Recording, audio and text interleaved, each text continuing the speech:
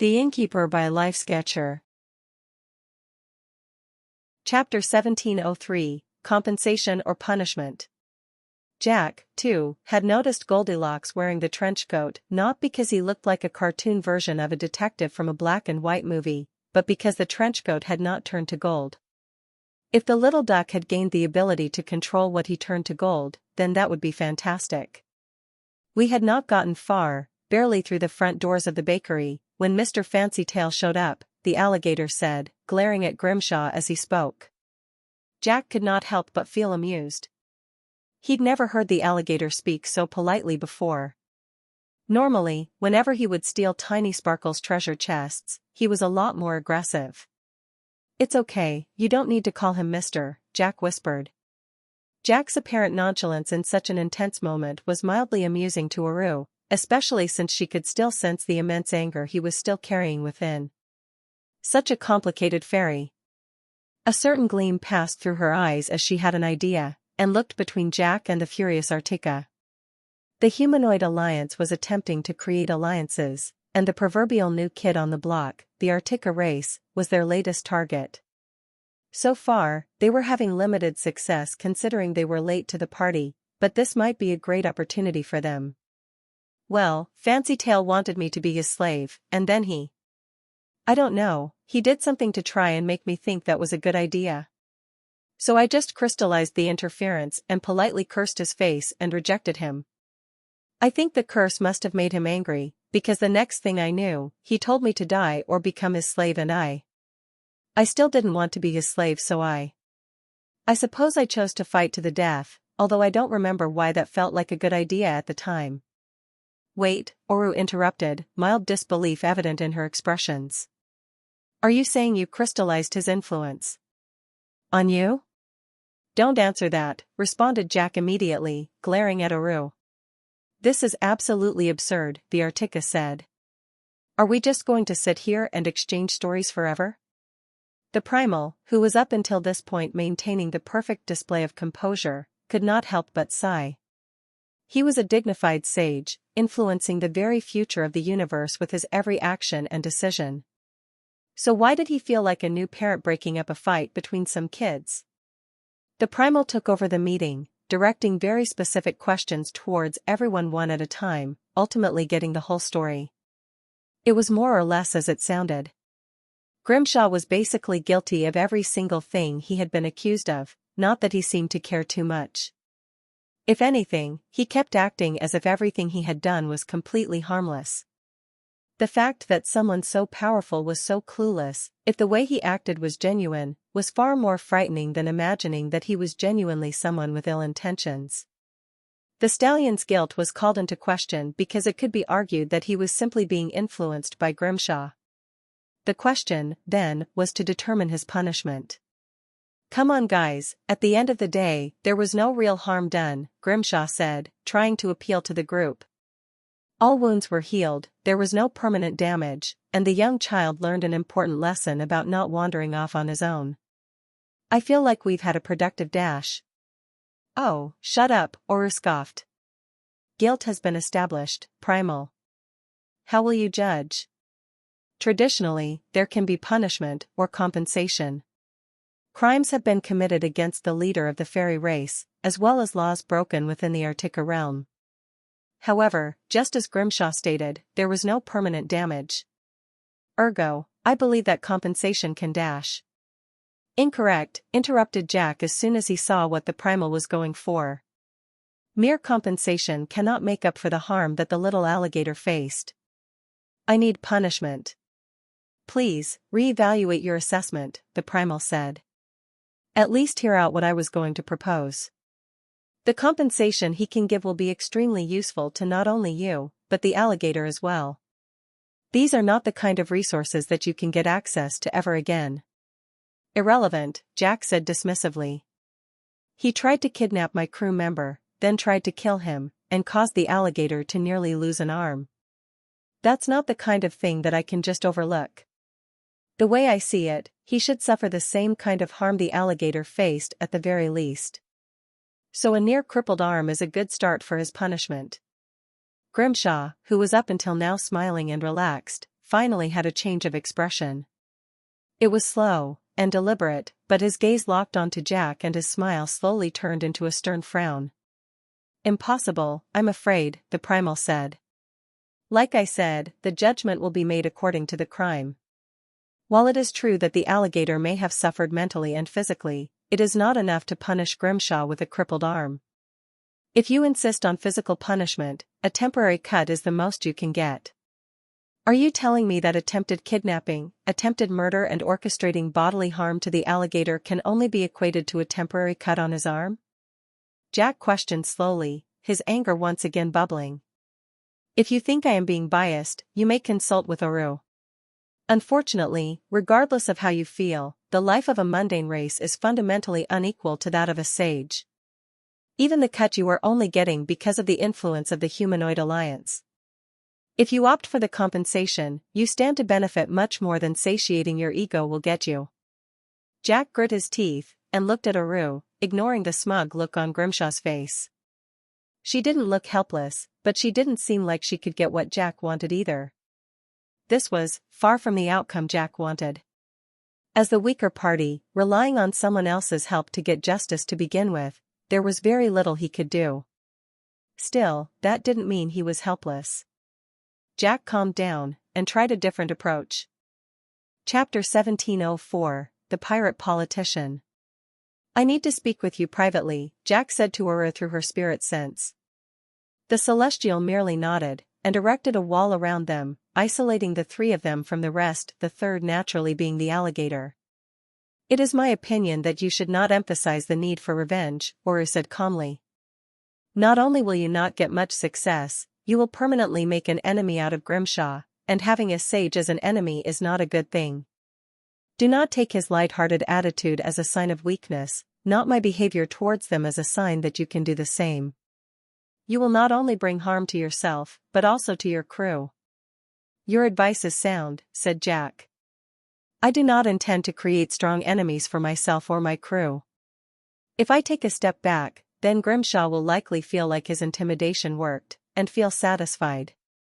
But I also do not intend to waste this opportunity, nor do I want to make it seem like anyone can just come and bully my crew and get away with it as long as they pay a little money. As for what specifically I should do, we can come back to that. Tell me, is the Humanoid Alliance interested in improving their relationship with the Artica race?" Aura raised her eyebrow. "The Humanoid Alliance is, of course, interested in improving its relationship with the Artica race, but this matter is not significant enough to do that. Besides, we are already putting in effort on that front through other means." Jack nodded, as if he expected as much. "I naturally don't have the same information network as the Humanoid Alliance, so what I know might be a little outdated. However, from what I heard, the Artica race is leaning towards establishing strong alliances with the Seraphim, and I heard this before the Divine or that became such a big deal to everyone. The Seraphim would surely be interested in that so they should be trying even harder to establish that alliance now. Considering how the Versailles Bank is one of the biggest backers of the Artica realm, and that the bank has been engaging in anti-angel, and generally anti-humanoid alliance activities, it's no wonder that the Artica realm would rather align with someone else, someone their backers don't resist." Oru frowned slightly. What Jack had mentioned wasn't exactly a secret of the highest order, but it wasn't exactly common sense either. The fact that Jack knew all of this spoke a little about his sources. Yet, it was clear that he also lacked a lot of information, as Jack himself had stated. The Tao Lord Balaam had already established a path for backdoor relations between the Artica race and the Humanoid Alliance by sacrificing some personal benefits and making a deal regarding the Divine or at a small loss. The fact that the Devil Tao Lord had been able to pull off something like that was impressive enough, let alone that now the Alliance had a secret channel through which to communicate with the Artica race. "What's your point?" she asked. "My point is that if the bank is so openly acting against you, then they must have assurances that they won't suffer a loss by doing so. Their hold on the Artica race is also firm, but it's not perfect, and they're not without opponents either. I'd bet a bottle of grape juice that the bank is also somehow connected to the sage races as well, including the one Grimshaw belongs to." When keeping all of this in mind, I can think of a few possible ways in which the Alliance can benefit greatly from this situation. I am also ready and willing to help you with that, but if I help the Alliance out, I need some assurances and benefits too. Oru remained silent. She was genuinely impressed. She had, naturally, been thinking of how to make use of this situation to help the Alliance, but the fact that Jack had been doing the same, and that he possibly even saw some possibilities was incredible. Alright, what do you want? My ability to help you out will depend on the benefits you can offer. Jack smiled softly. First, naturally, I want protection for me and my crew until we return to the folklore realm. I don't need a babysitter, just some way to stay completely hidden from all detection will suffice. Second, I want to know everything you can tell me about the powers of the fairies, and our history. I realize many things cannot be shared, that's why I specifically said everything you can tell me. Thirdly, I want you to help me improve my ship so that it can travel in the void. Lastly, I want you to help me manage the curse on my karma as much as you can. That's surprisingly reasonable, Oru said, mildly surprised. So then how can you offer help? That's the tricky part. You see, you can't let them know you're benefiting. You also can't directly form an alliance with the Artica. Your biggest gain in this situation is not to gain an ally, but to create a wedge between the Artica race and the Versailles Bank, making it look like the bank sponsors people who have fundamental ideological differences from the Artica race. The Artica race is a highly righteous race, with strict laws and a clear definition of right or wrong. Grimshaw, from what I can tell, doesn't take anything seriously at all, and views everything as beneath him. If we can make it look like he is a critical ally of the bank, while the humanoid alliance stands opposed to the kinds of chaos that the sages cause, then we can make ourselves look good, while causing a rift between the two. While this may not immediately result in an alliance, it sets you up in a good position to develop a better relationship in the future. During this time, I can play a convincing role to make it look like I'm very unresigned over the lack of proper punishment to Grimshaw, but am forced to accept under duress. Based on my understanding, the Artica take threats to children very seriously, so the more Grimshaw downplays the damage he did to the alligator, the worse he will appear in their eyes. Oru marveled at Jack, and looked at him in a new light. His plan was slightly flawed, but through no fault of his own.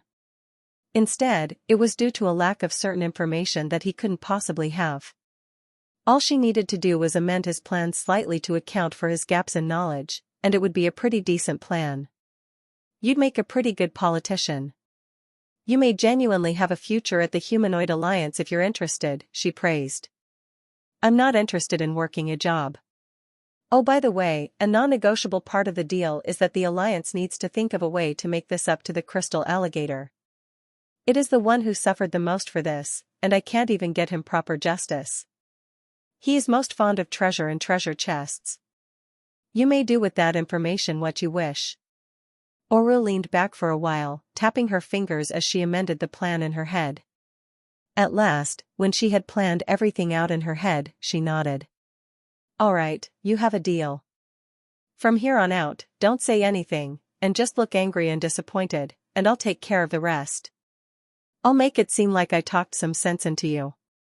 We will make sure that you're not targeted by Grimshaw for this incident, but once this is over, you'll have to follow me to the temporary alliance headquarters that the Artica race have provided us within this realm. We can handle your rewards there, and go over a few things you might need to know. Jack put on an expression as well, but instead of looking angry or sad, he put on a completely neutral expression, as if he was trying to hide his true feelings from being detected. Different people required different kinds of acting, and if he revealed his emotions too easily, no one would believe them. Instead, he had to let them guess a little. His silence and lack of participation in the subsequent deal would be hints as to his true feelings. Oru would also drop a few hints, enough for any intelligent person to pick up on. Oru dismissed the wall, and immediately took over the remainder of the negotiations, foregoing Jack's earlier request for a physical reprimand, which immediately caused Grimshaw to return to his earlier, casual mood. In fact, he even invited Jack and his crew over for a breakfast to tide things over and get a new start. Jack never replied, and only glared at him before looking away. Soon, the meeting approached a conclusion, with only the Artica genuinely feeling angry and frustrated. A mockery had been made of Artica laws, and yet there was nothing he could do. This was not something they could allow ever again. Chapter 1705, Having Babies to Win the War. Revenge was a dish best served cold. Or at least that's what Jack kept telling himself when they exited the conference room that the primal had brought them to.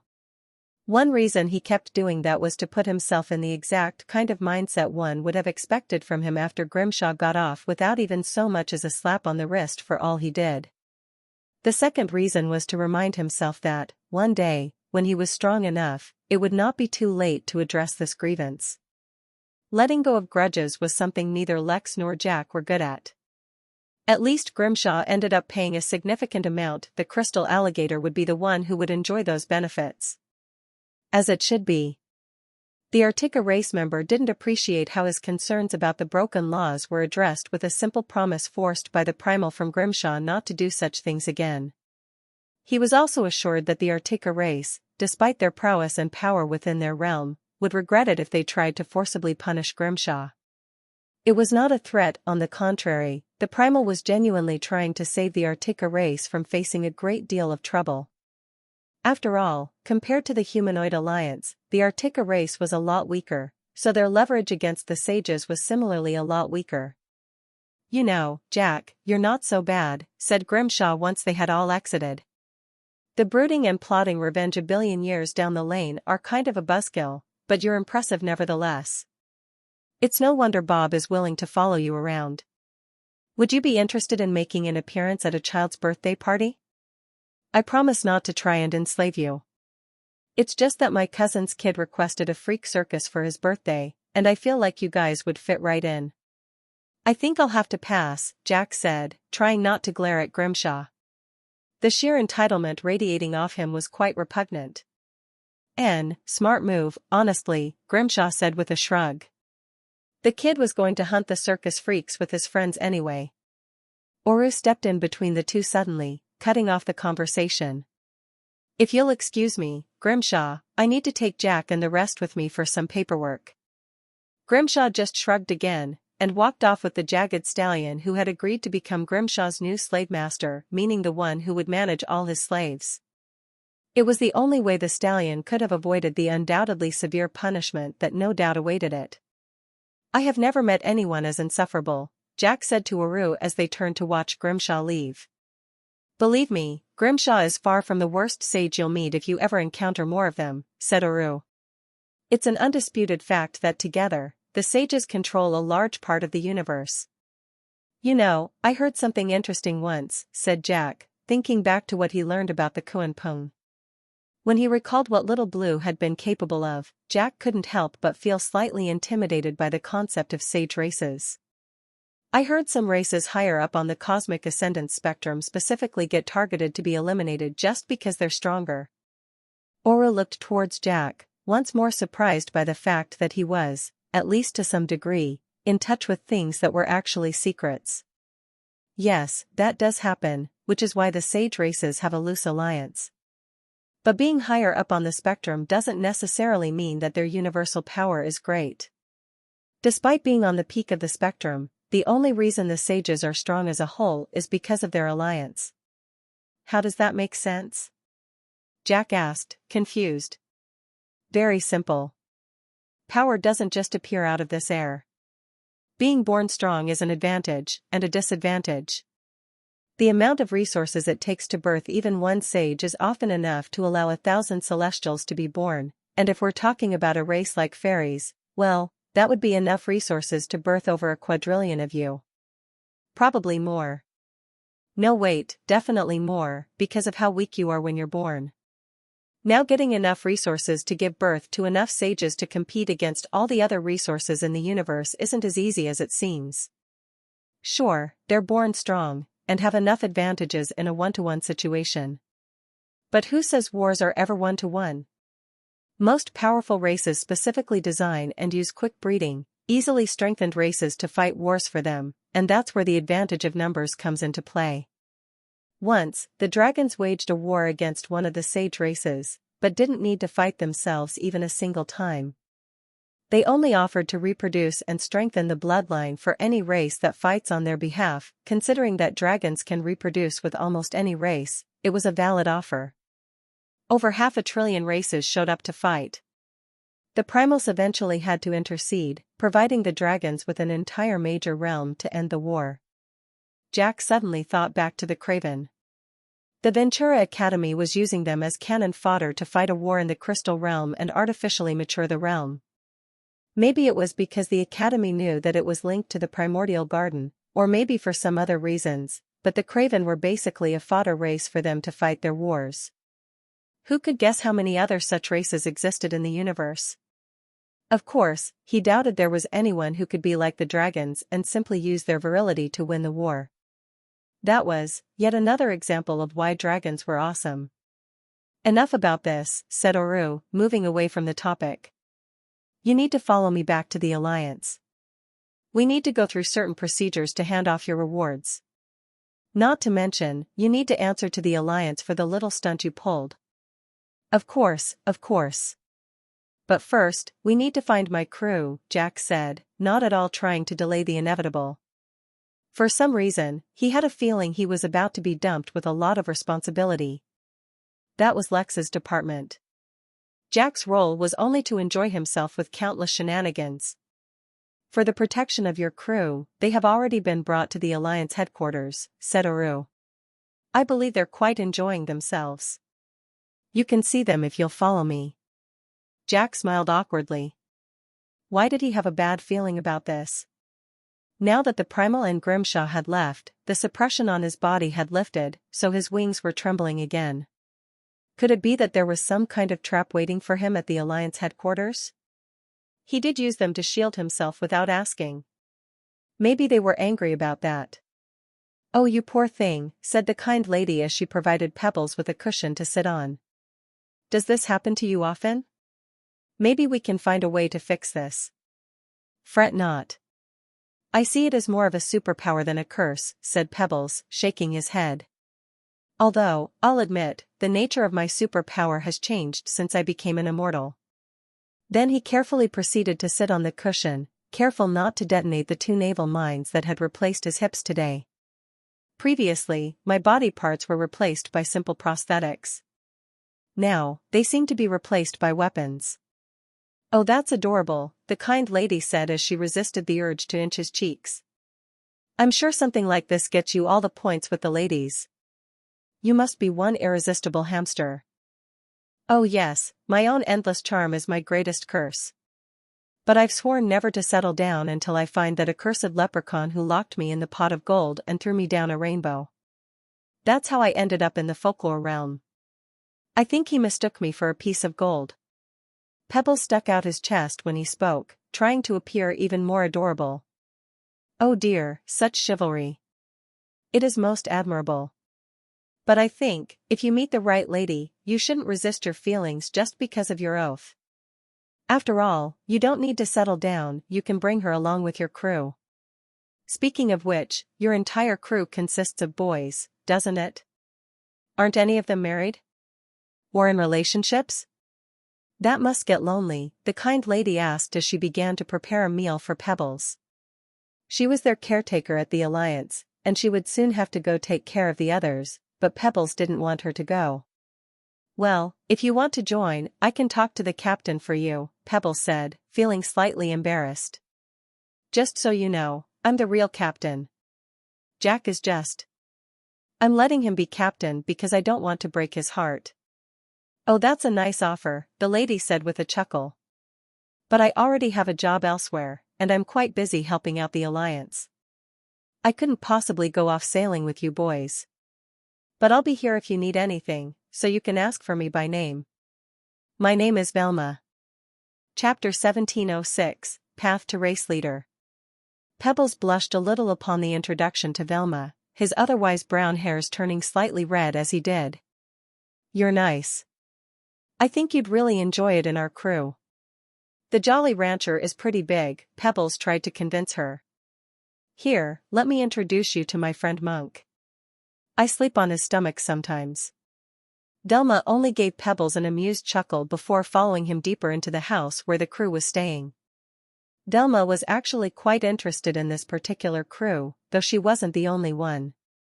She had joined the Humanoid Alliance as a volunteer because it put her in contact with many high-profile people from the Alliance. With her well-established background in the Midnight Inn, it wasn't hard for her to join. After all, she herself was a very promising human, and the Innkeeper was suspected to be an incredibly powerful Tao Lord from within the Alliance as well. No one knew if he was a devil or a celestial or something along those lines, but his support for the humans was clear. Regardless of his race, with the Innkeeper's backing, Delma was able to do some volunteer work. Then her expertise in information collection was noticed, and she was hired to a special position. Publicly, she was in charge of hospitality for all the Alliance's guests, but in reality, it was her job to collect juicy information from them. She was exceptionally good at it. So naturally, when she saw the message about Jack the Hellslayer in the sky, and learned about a crew of sailors who all became immortal, led by a ferry captain also named Jack, she had her suspicions. Everyone had their suspicions. A fairy who had the gall to proclaim himself leader of the whole fairy race in order to get the Alliance to help him out was not an ordinary person. Unfortunately, she could not find any evidence linking the two besides the name. After all, based on her understanding, it was impossible for a mortal fairy to steal back some of the racial traits that had been stolen from fairies even with the backing of 7 Tao Lords.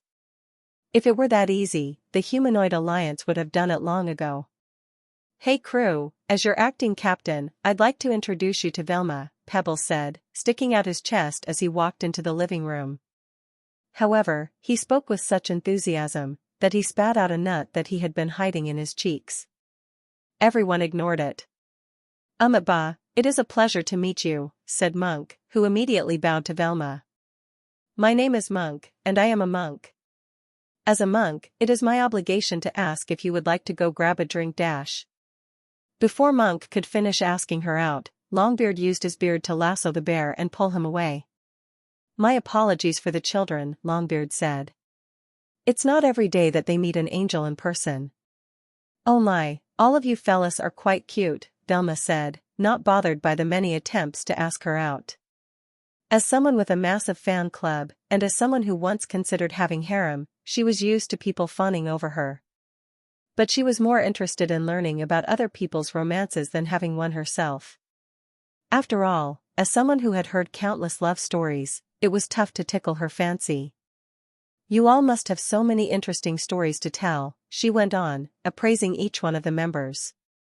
Bob, she noticed, stood by the window, his hands behind his back, looking out the window wistfully.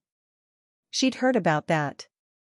His vocal ability to influence probability and chaos had been disabled within the Alliance headquarters, so he was sulking, or so she had been told. "Oh yeah, I have a few stories to tell," said Ollie, trying to make his voice deeper. He was standing atop Goldilocks' fedora, using the duck like a mount. It was the best way to make sure he didn't do anything stupid. When they came to the Alliance headquarters, Goldilocks had somehow managed to get into the kitchen, turn all the bread into gold, and then proceeded to eat it. "It all started with this one tower Jack and I discovered that teleported us elsewhere?" "You mean the Tower of Providence?" Delma asked, surprised. Yes, that's the one.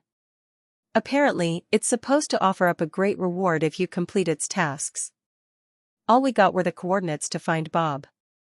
That's how we ended up in the folklore realm, and ended up growing the Jolly Rancher to its crazy size, and met the rest of the crew. But I'm getting ahead of myself. It all started with a tower, but we couldn't use it because the realm we were in was sealed. I believe it was called the Midnight Realm or something like that. Delma's head snapped right towards Ollie, though she didn't interrupt them. In fact, she began to use some of the authority she had accumulated at the Alliance to remove all surveillance from the area and remove records of what had just been said. Suddenly, she was convinced that the whole reason she was in the Artica realm to begin with was because the Innkeeper had orchestrated it. Clearly Captain Jack and Jack the Hellslayer were one and the same, because Captain Jack was secretly being supported by the Innkeeper. The innkeeper must have known that their connection might be accidentally leaked, so he had orchestrated a way to send her here to keep things hush-hush without attracting any attention to himself. He was, quite frankly, brilliant. Now that she knew they were all on the same side, she would try to help them if she could. She also wouldn't mind helping some of them on dates, clearly they wanted some.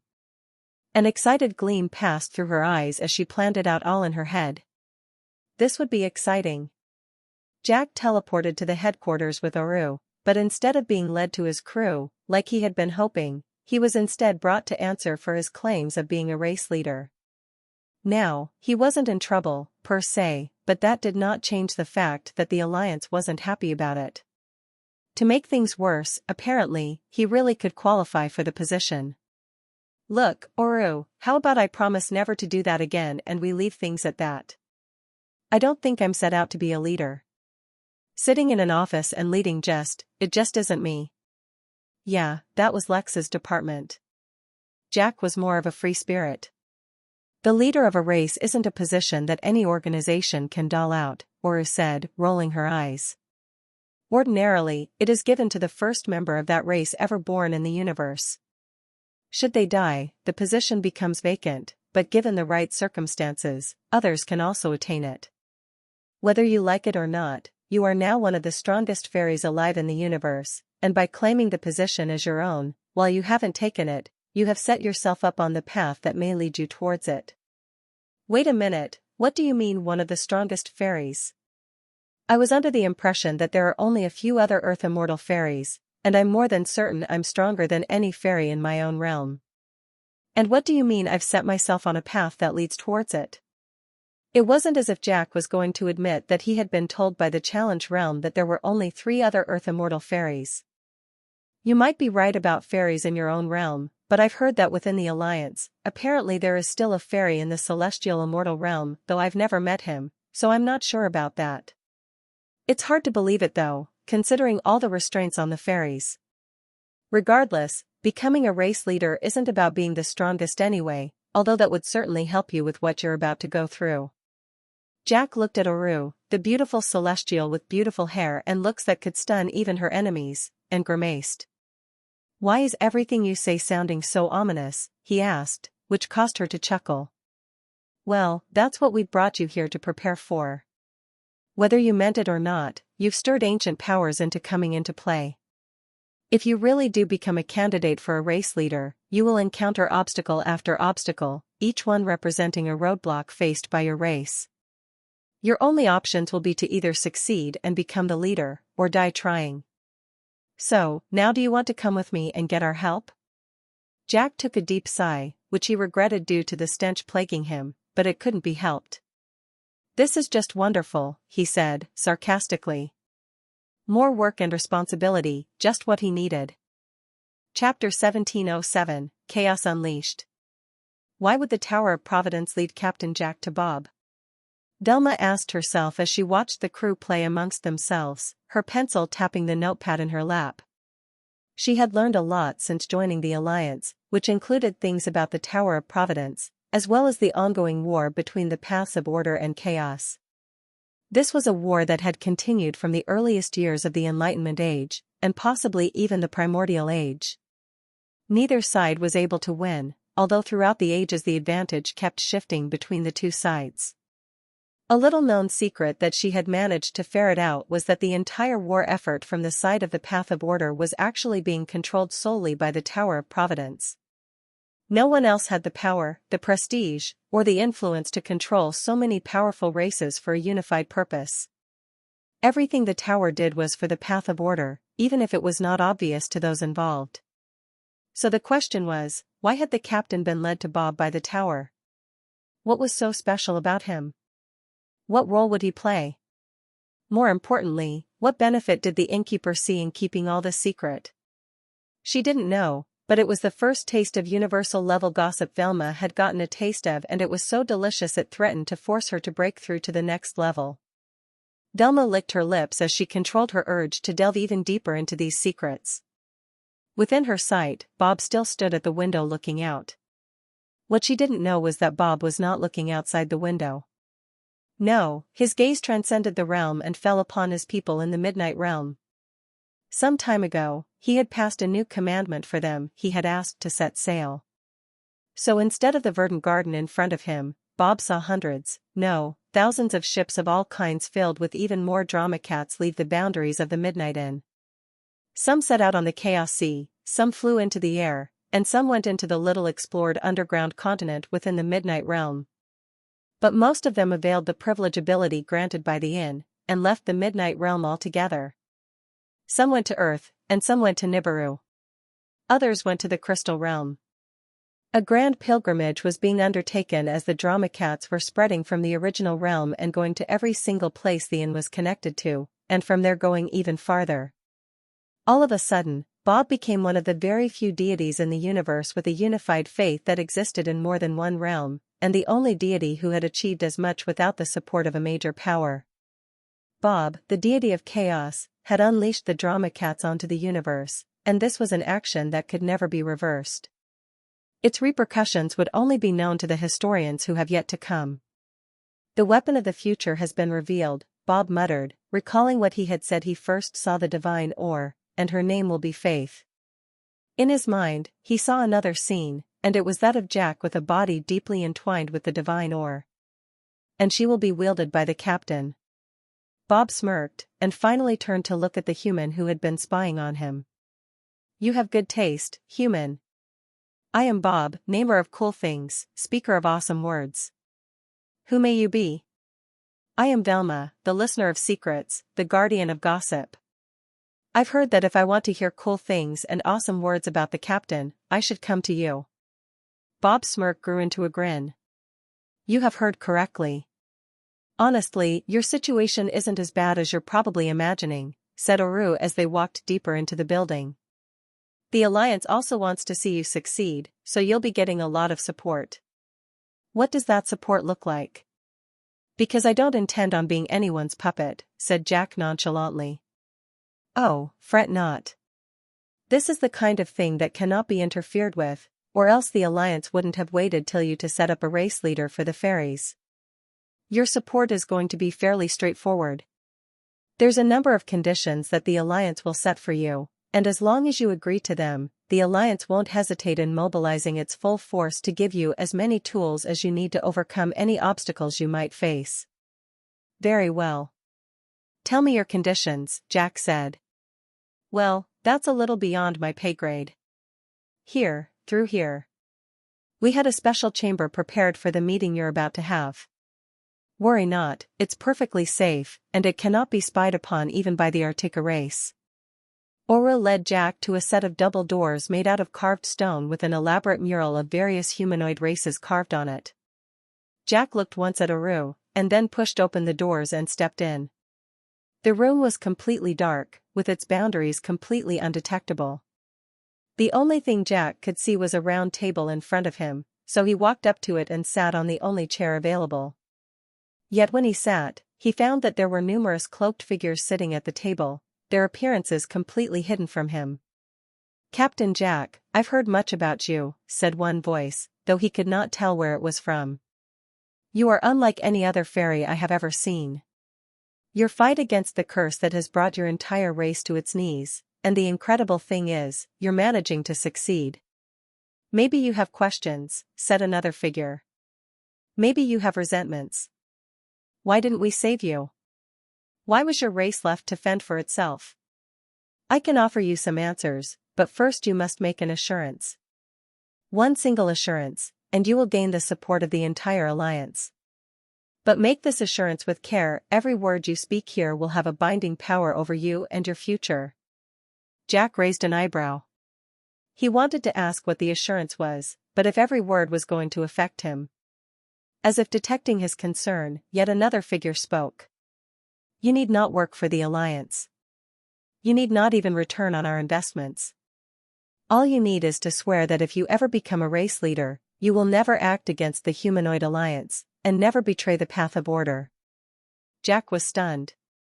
That was genuinely an extremely simple request for what was being offered in exchange, but it also had great room to restrict him. He thought for a moment before speaking. I can promise you that if I become a race leader, and as long as the humanoid alliance doesn't work against me or my interests first, I won't act against the humanoid alliance first. Likewise, as long as the path of order doesn't attack me or my interests first, I won't go against it either. This is the best I can offer.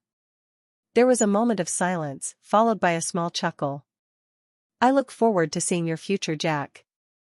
The Alliance will give you all the rewards you asked for, and in a greater way than you can imagine. Go back, Oru will guide you.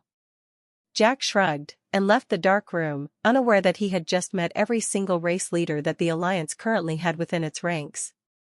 Outside the room, Oru looked at him expectantly. Hand over your ship to me, and then follow me. Oh, before we begin, do you want to awaken a treasure spirit for your ship, or do you want to make sure it never comes to life?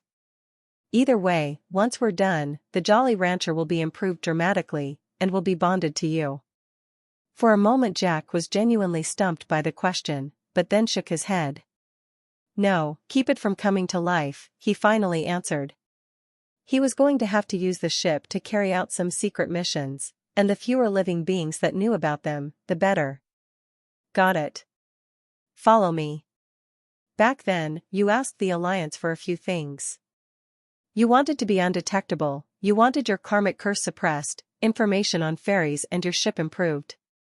All of these, we will give to you, and a few perks for your crew members as well. Looking forward to it, said Jack with a smile. I've never had a training, or gearing up montage. I'm looking forward to it. A montage? What? Oru asked, confused. Jack shook his head. It's nothing. Let go. Chapter 1708, Introvert's Nightmare. Jack unsealed the Jolly Rancher, revealing its magnificent figure in front of the stunned Oru, who kept looking at the ship, and then at Jack, followed by the ship again. What's the matter? Jack asked, as if completely oblivious to the slight difference in size between them. How do you like the ship? I made it myself, growing it from a tree using my fairy dust. It's impressive, Oru answered diplomatically. It must have been a lot of work. Yeah, it was, Jack answered, deciding not to tease her too much. Who knew how Celestials reacted to teasing? Well, fret not. Regardless of its size, we will make it fit to sail the void. Now come on, next up is the reward you're likely most looking forward to. Your karmic curse is going to be suppressed. While at it, we're also going to make you untraceable. Jack was ready to literally burst with joy upon hearing that his karmic curse was going to be suppressed. The stench was an ever-present torture that he could not get used to at all. If he hadn't used its effect on him to cultivate and increase his mental resilience, he might have already killed himself just to be free of that torture. There's one catch, though, Oru said, her tone containing a hint of warning. For those two specific rewards, you will have to leave the Artica realm. We have prepared your transport. Jack suddenly stopped, and stared at Oru through squinted eyes. Leaving the Artica realm would be a huge risk. Who knows what the Alliance could do to him once he left the safety of the Artica realm. Then again, he had already been proven that the supervision of the Artica race on this realm was far from perfect, and if the Alliance really wanted to harm him, they wouldn't need to kidnap him. How come?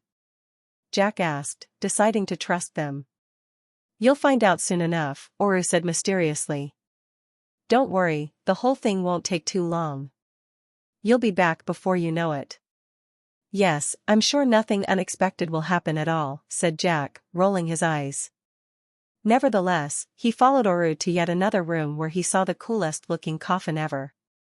It was made of layers and layers of metallic rings, each revolving constantly, forming a coffin that was continuously moving. The rings were filled with designs and shapes, making them look cool.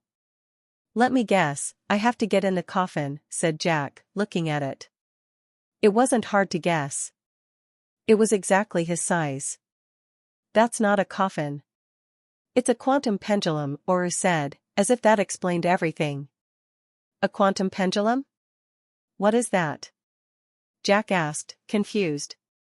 Who knows? One of the Alliance's most reliable artificers adds quantum to the name of everything he makes. What it is, and how it works, I don't know. What I can tell you is that it can transport you instantly across the void to a specific destination. It's even faster than actual teleportation across the void. This bad boy is only used for the most VIPs, so you better appreciate it. Jack raised an eyebrow. Considering how vast the distances between realms were, that really was an incredible feat. Aura rearranged the rings to open the coffin/quantum pendulum, allowing Jack to get inside. Enjoy the next bit. It's not a privilege many have ever enjoyed, she said, her voice almost wistful. Before Jack could inquire as to the details, the rings started to revolve once more, blocking off Jack's view. He waited for the transportation to begin, but a moment later, the rings stopped revolving again, revealing an entirely new location. Jack's wings vibrated, vaguely detecting the different laws in this place. Jack hadn't yet understood the powers of immortal fairies enough to tell the difference. Take your position in the center of the chamber, fairy, spoke a commanding voice, and before Jack knew it, he was flying into the room in front of him. This was not the same as the compulsion that Grimshaw induced. Rather, Jack recognized the faint signs of a Tao Lord that Lex had begun to notice after meeting them so frequently. When Jack took his designated spot, he realized that he seemed to be surrounded by rows of dark figures in robes. Jack got goosebumps when he realized that each and every one of them was a Tao Lord.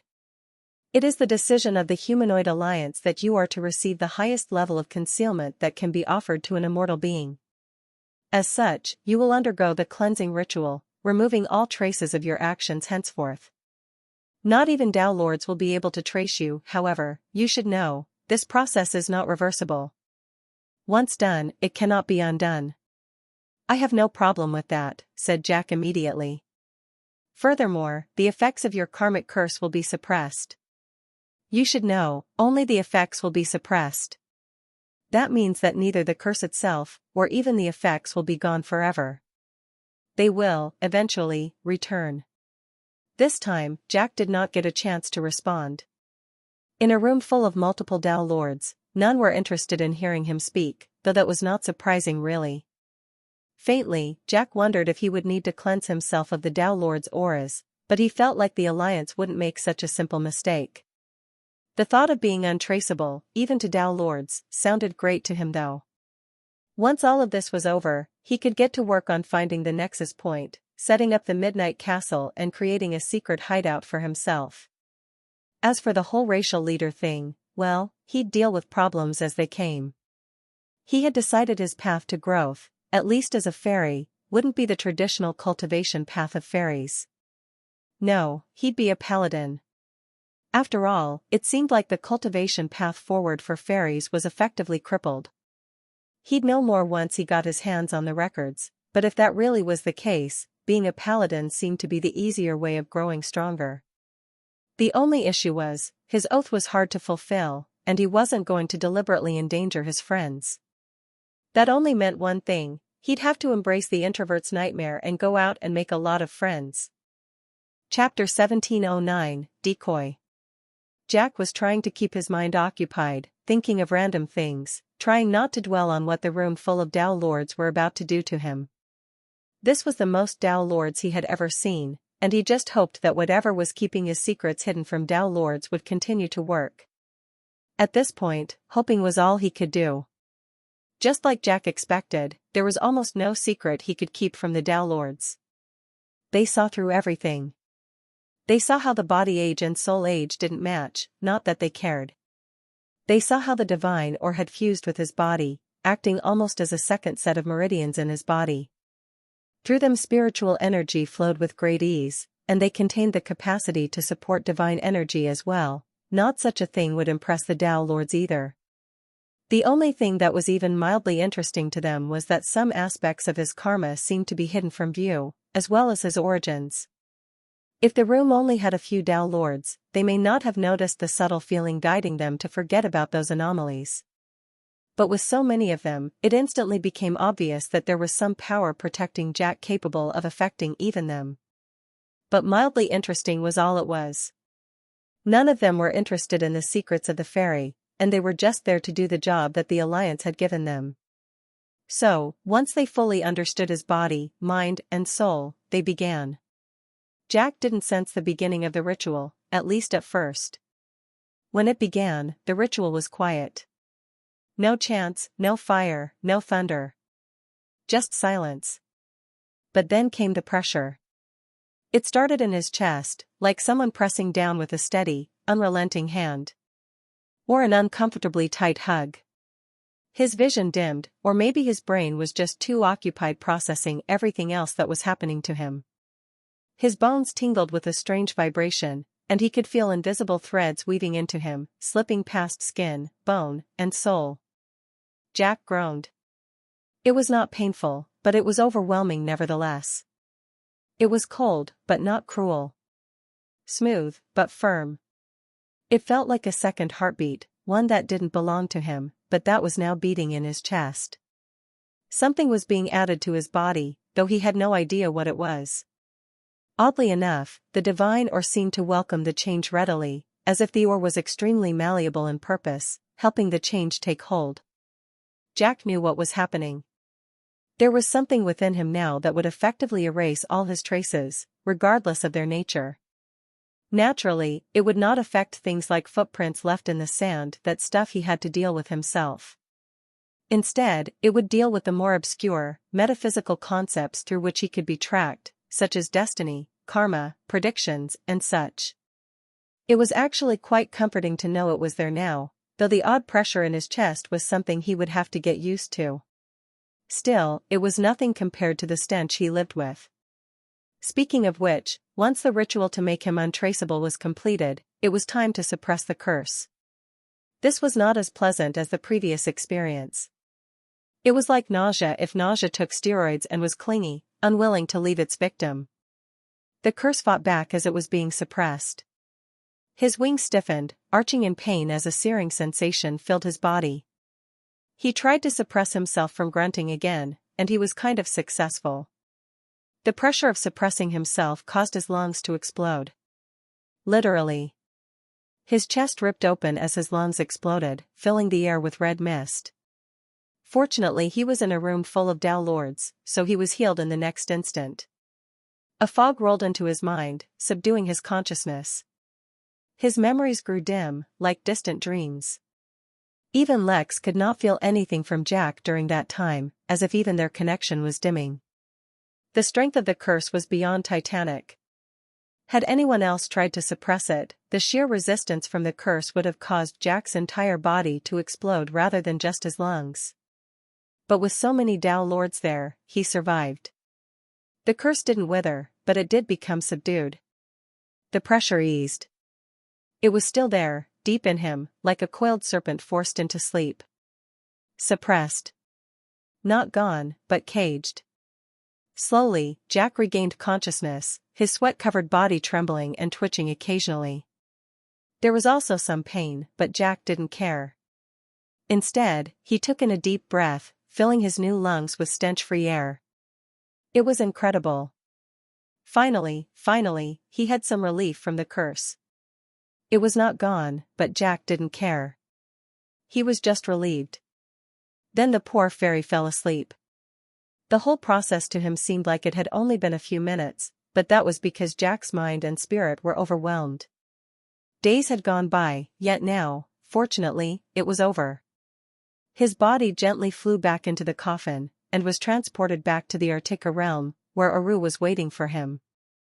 Instead of waking him up, or speeding along his recovery, Jack was just taken to a private room where he slept for hours more. Not only did his mind need to recover from the ordeal, his body needed to adapt to his changes as well. It took him 4 days. That may seem long, but the duration was greatly shortened by the meticulous care that the Alliance had given him. When he finally woke up, though, Jack found himself in extremely familiar surroundings. He was inside his captain's room within the Jolly Rancher. On his table was a letter from Aru, giving him a final explanation and wishing him well. Within the Alliance headquarters, Aru stepped into an office and found yet another celestial sitting there. "It's done," she said. "But I don't understand. Did we really need to invest so much in a simple decoy?" The figure, who was overlooking some document, paused and looked up at her. Chapter 1711, New Captain. Jack was not too worried about getting his hands on sufficient spirit crystals to power the Jolly Rancher. He still had no idea how Goldilocks' gold had upgraded, but he was certain that the type of gold he converted things into was more precious now than before. So they were still kind of rich. Maybe. Either way, money wasn't his immediate concern. The ship's ability would prove to be extremely useful, assuming that Uru had been telling him the truth. But more than all of that, Jack wanted to learn about the history of the fairies. Then he needed to address his crew for some very important matters. Jack flipped through the pages, and finally found the ones describing fairies. Just as there were 13 human kings at the start of the human race, there were 4 fairies at the start of it all. Compared to the many other humanoids, such as the Celestials, the fairies didn't immediately seem powerful, but that misconception was almost immediately corrected, though how it was corrected wasn't written. The document went on to describe how, during the early days of the humanoid alliance, there was some kind of conflict going on in which the alliance was taking part, and the fairies played a key role in the alliance's victory in each battle, though they never directly attacked. It was just that the fairies seemed to be incredible support for whoever was on their team. It seemed that their role was noticed, for their fall happened quite decisively. The timeline was broken, but apparently it was the first major loss that the humanoid alliance faced, and the blow was a devastating one. Unlike the humans, who faced a gradual decline, almost all the fairies' top leadership was decimated in one go. Then, at some later point, came the curse.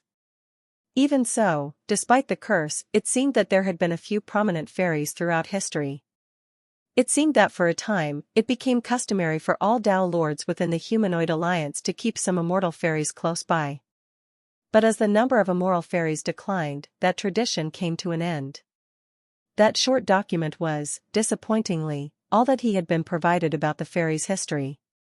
Then came a list of their known abilities. It seemed like, at higher levels, fairies shone more because of their augmentation ability more than anything else. It was well documented how one of the most sought-after abilities by a fair was to enhance the ability to manipulate laws using solely fairy dust. The ability worked to anyone, without a use limit, so the augmentation could basically be permanent if one found a way to get sufficient fairy dust. As if that was not enough, there were reports that fairies could guide ships and vessels to entirely different realms without actually teleporting, similar to how the quantum pendulum worked. That ability greatly attracted Jack's attention, for if he could take the Jolly Rancher anywhere he wished. He continued to read, but there wasn't much detail given about it. Only a list of other humanoid races who could do something similar. As it turned out, there was a particular family of mermaids who could swim from one ocean to another, regardless of where the oceans were located in the universe. While that sounded incredible, there were only rumors of such an ability, mainly because that bloodline of mermaids had been wiped out. Of course, there was always a chance they could appear again, but the probability was incredibly low. That gave Jack pause. He vaguely recalled that there had been a minor conflict between the Jotun Empire and the fiery mammoths on the topic of some mermaid. He continued to read. Speaking of families and bloodlines, such things weren't common among fairies because their abilities were so versatile that any of them could do what the others could.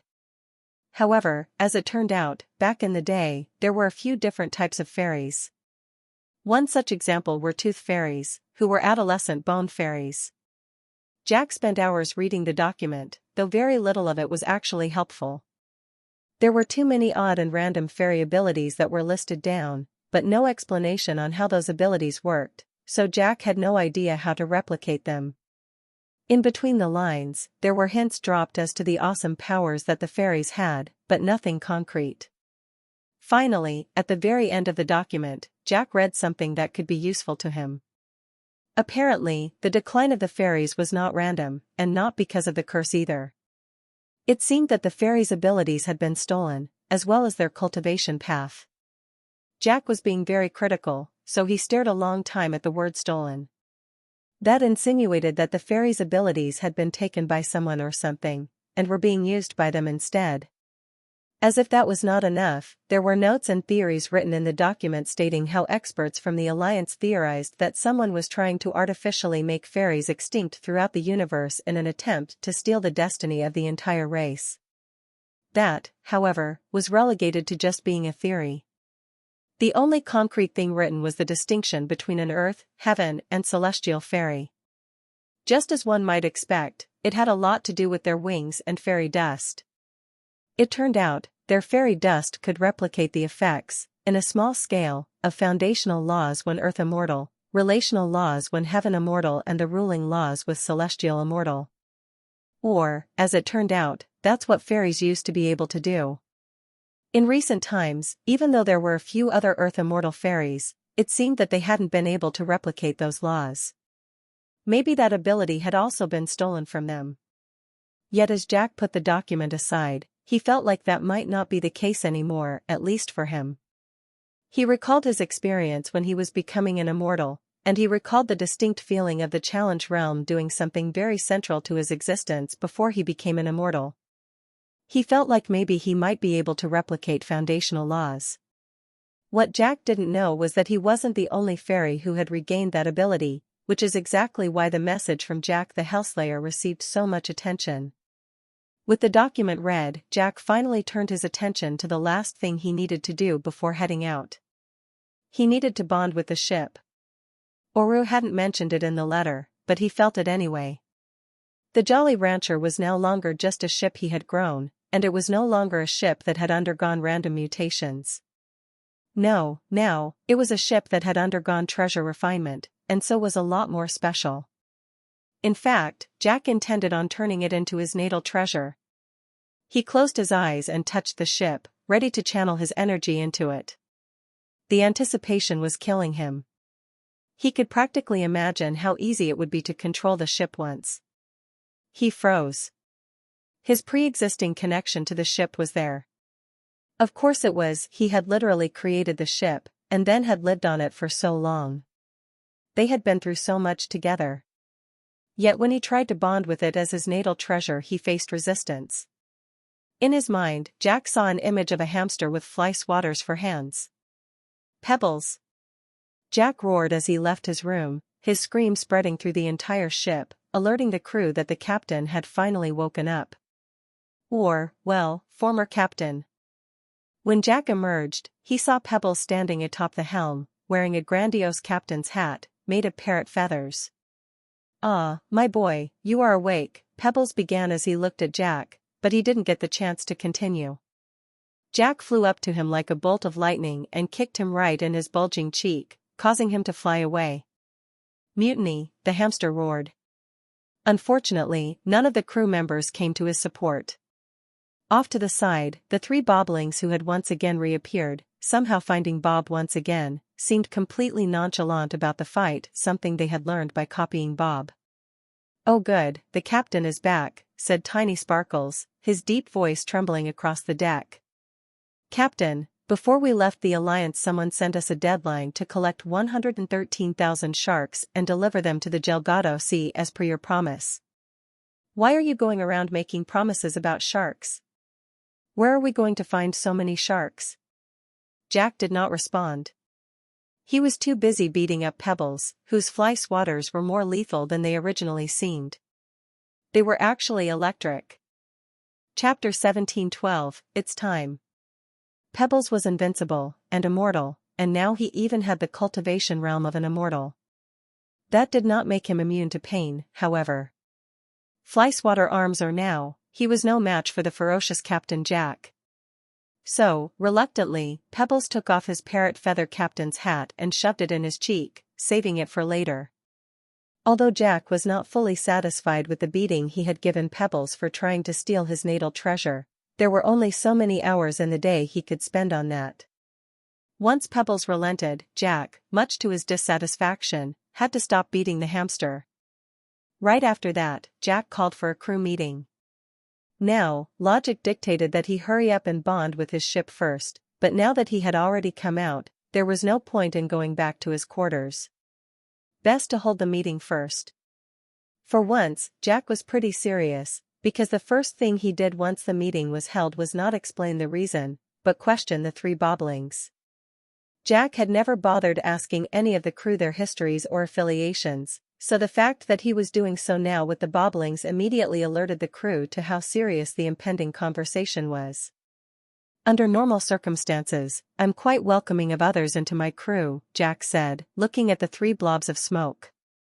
The boblings weren't actually made of smoke, it was just that their actual bodies could not be seen, even by Jack. The fact that he saw smoke was a big deal at all, for none of the others from the crew seemed to notice anything amiss, or if they did, they didn't show it. However, this is a critical time for the crew, so I cannot afford any security risks. So, who are you? What do you want? And how can you track Bob? If you answer these three questions honestly, I will consider letting you join us. Longbeard resisted the urge to whistle. It was rare to see Jack so serious. What he didn't know was that Jack was finally free of that accursed stench after a very long period of time, so he could finally put his entire mind on the tasks at hand instead of using a large part of his mind and willpower to resist the urge to rip off his own nose. Well, this is awkward, said Bobling 1, scratching his head. Jack noticed that when the boblings talked, they took on the appearance of a fairy, most likely since he, the observer, was a fairy. To Pebbles, they probably looked like hamsters. You have to add more gravitas in your voice when you say awkward. Take note. Well, this is awkward, said Bobling 2, living up to his own advice and adding real feeling into his last sentence. How about, instead of answering those questions, I assure you that we mean you no harm, Bobling 3 proposed. Look, I understand that sometimes people have secrets that they can't expose. That's also exactly why I am going to have to ask you to leave, said Jack. After all, just like you have certain things you cannot share, so do we. Bah, like I always said, sharing is scaring. It is best not to share things. Instead, just give everything good to me, Monk contributed to the conversation. For some odd reason, no one reacted to him though. The three boblings looked troubled, and then huddled up and began whispering amongst themselves. Bobling 1 stuck its head out once to glare at Jack, but Bobling 3 just bonked it on the head and pulled it back in. The conversation went on for a while. Finally, when they split up, Bobling 3 stepped forward. All right, we have determined that your concerns are totally valid. However, for reasons I cannot state, our background cannot be disclosed. At the same time, we do not want to leave either, for to bask in the presence of Bob is most magenta. So, I have a proposition for you. We will swear eternal servitude to the great Bob, and never do anything against his interest. Jack rubbed his non-existent beard and wondered why neither Lex nor he could grow facial hair. It was highly demotivating. Also, he considered the three boblings' proposal. The issue was that what he wanted to do next was highly sensitive, and the fewer who knew about it the better. At the same time, he understood that he did not have a mysterious realm to fall back to, nor did he have a system to rely on. Allies could only help him, and he would need all the help he could take. All right, in that case, you may attend the meeting. Come on in, Jack said, stepping out of the way and letting the three boblings inside. The crew quickly ran to sit in their designated seats, as if they all hadn't been hiding right behind Jack and listening in. All right guys, I know it's all been fun and games so far, but things have changed. I didn't think this day would come so soon, but it's here. We need to talk about the crew, and how we're going to operate moving forward. All the casual smiles slowly faded away, and even Goldilocks turned towards Jack, paying close attention to his words. The duck had really grown up. We went through much to reach the Artica realm, all so that we could become immortals. I told you all at the beginning that this was the only way for us to become immortals, and it was a shared goal. We all worked for it together, and we all shared the risks it entailed together. But now, I have to head off to a mission that is entirely personal, and if you all continue with me, not only will you be undertaking great risks for my sake, you will be exposed to a lot of things that may affect you for the rest of your lives. At the same time, if you come with me, you will be exposed to certain secrets that I cannot afford to leak. It's not that I don't trust you all, I do. Except Pebbles. And Goldilocks on occasion. But the rest of you, I trust. The question now is, do you want to put yourself at risk for my sake? If you don't, I will make arrangements for you to go back to the folklore realm, or anywhere else that is within my power. I won't leave you stranded. But if you want to continue on with me, then it's time that we become a real, proper crew. Chapter 17:13, he said the magic words. The silence that fell in the room could not have been called heavy. Instead, it was awkward and full of confusion. Are we not a crew already? Ollie asked. Did I give up my position as first mate to a fake crew? The Shadow Talon was absolutely furious, though that may have more to do with it losing to Tiny Sparkles when it tried to retake the position as first mate, inspired by Pebble's stupidity. It couldn't be helped, the first mate needed to be strong to handle issues in the captain's absence. As prone to misadventures as Jack was, compared to his crew, he really was the responsible one. We are a crew, and a real one at that, said Jack, noticing the confused expressions. But a lot of you just joined along the way, whether it was out of necessity or a matter of convenience, and it was never an issue. Yet in front of us now is a delicate and dangerous situation.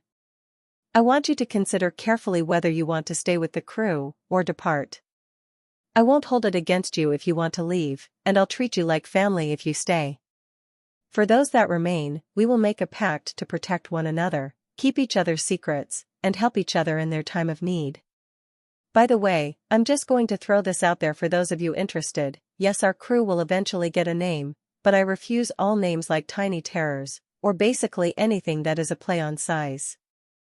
Be more original, think of something new. It was obvious at a glance that the crew all wanted to answer immediately, but Jack told them to think about it carefully. This was not a simple decision. So, against their own will, they all sat there brooding. Jack was about to explain that they didn't need to sit right there and could take a couple of days, but unexpectedly, Longbeard spoke up about something unexpected. The captain does raise a good point, he said, his voice heavy and reluctant. It might be a good idea to split up while the times are good. Some of us may have a past that could catch up with us, and then the rest would suffer because of that as well. This time a heavy silence fell upon the room as they all realized that Longbeard might be running from something, and was afraid of implicating the others. Throughout all this, Bob remained oddly silent, not remarking on anything even once. After all, he already knew the decision he would make. It wouldn't do to put pressure on the others by saying it first. The silence, the ominous feelings, the tension, it all began to build. It wasn't because the choice was tough, but because critical thinking was not a skill the members of the crew were adept in. On the day we met, I said kill me or take me, I'm not leaving this ship, said Pebbles as he stood up, with much more gravitas in his voice than Bobbling 1 or Bobbling 2. That remains true even now. Internally, Pebbles laughed. He was already setting the groundwork for his next mutiny. Now he was cute and heroic. What more could one want from a captain? Quack, said Goldilocks, and finally sat down. Now that someone had spoken up, it could finally say its piece and stop being so serious. I don't really want to go anywhere else, said the crystal alligator. Bah, this is not a bad life. I could live for this, and I could die for this, said Monk, for once being serious. I'm obviously not leaving, said Ollie with a snort. I was the first member of the crew, even if I don't have the position of first mate unless Sparkles here drops out. I would never, said Tiny Sparkles, his voice like rumbling thunder. The captain gave me a new home when I lost my own. Why would I give that up willingly? As the first mate, I would never abandon this crew. Well, now I'd just look like a right arse if I dropped out, but guys, if I stay, you could get pulled into something really messy, said Longbeard, feigning confidence, though it was quite clear by the way his beard had rolled up that he was feeling quite shy. Oh, like following me into the river Styx? Jack asked, shaking his head. You're all a bunch of idiots. I should have expected nothing less than jumping headfirst into trouble from you guys. Bob, what about you? If you wish to depart, now is your chance. Bob chuckled, twirling his mustache as he did. Then let us discard this chance like dirty hosiery, he said, a soft amusement hidden in his voice. What is a life if it lacks all flavor? Let us set sail for the horizon, chasing it like we chase our dreams, full of passion in our hearts, and a bit of mischief. Jack could not help but smile despite himself. The reason he had given the crew this option was because he didn't want to get them involved in his own troubles, but he was kind of glad they decided to accompany him. Not that Z and Velma and Gerard were lacking as friends, but they were also co-workers. Also, they were practically the only friends Lex had, and had more or less just taken the role of his family as well.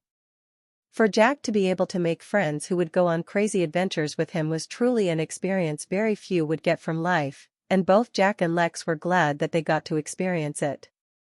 Don't say I didn't warn you guys, said Jack as he held out his hands and began to flap his wings, trying to imbue his fairy dust with the traits of a binding oath. What comes next is going to be a crazy ride. How bad could it possibly be? Asked Pebbles as he raised his tiny hand and placed it upon Jack's. Oh boy, he said the magic words, said Tiny Sparkles as he placed his hoof atop both hands.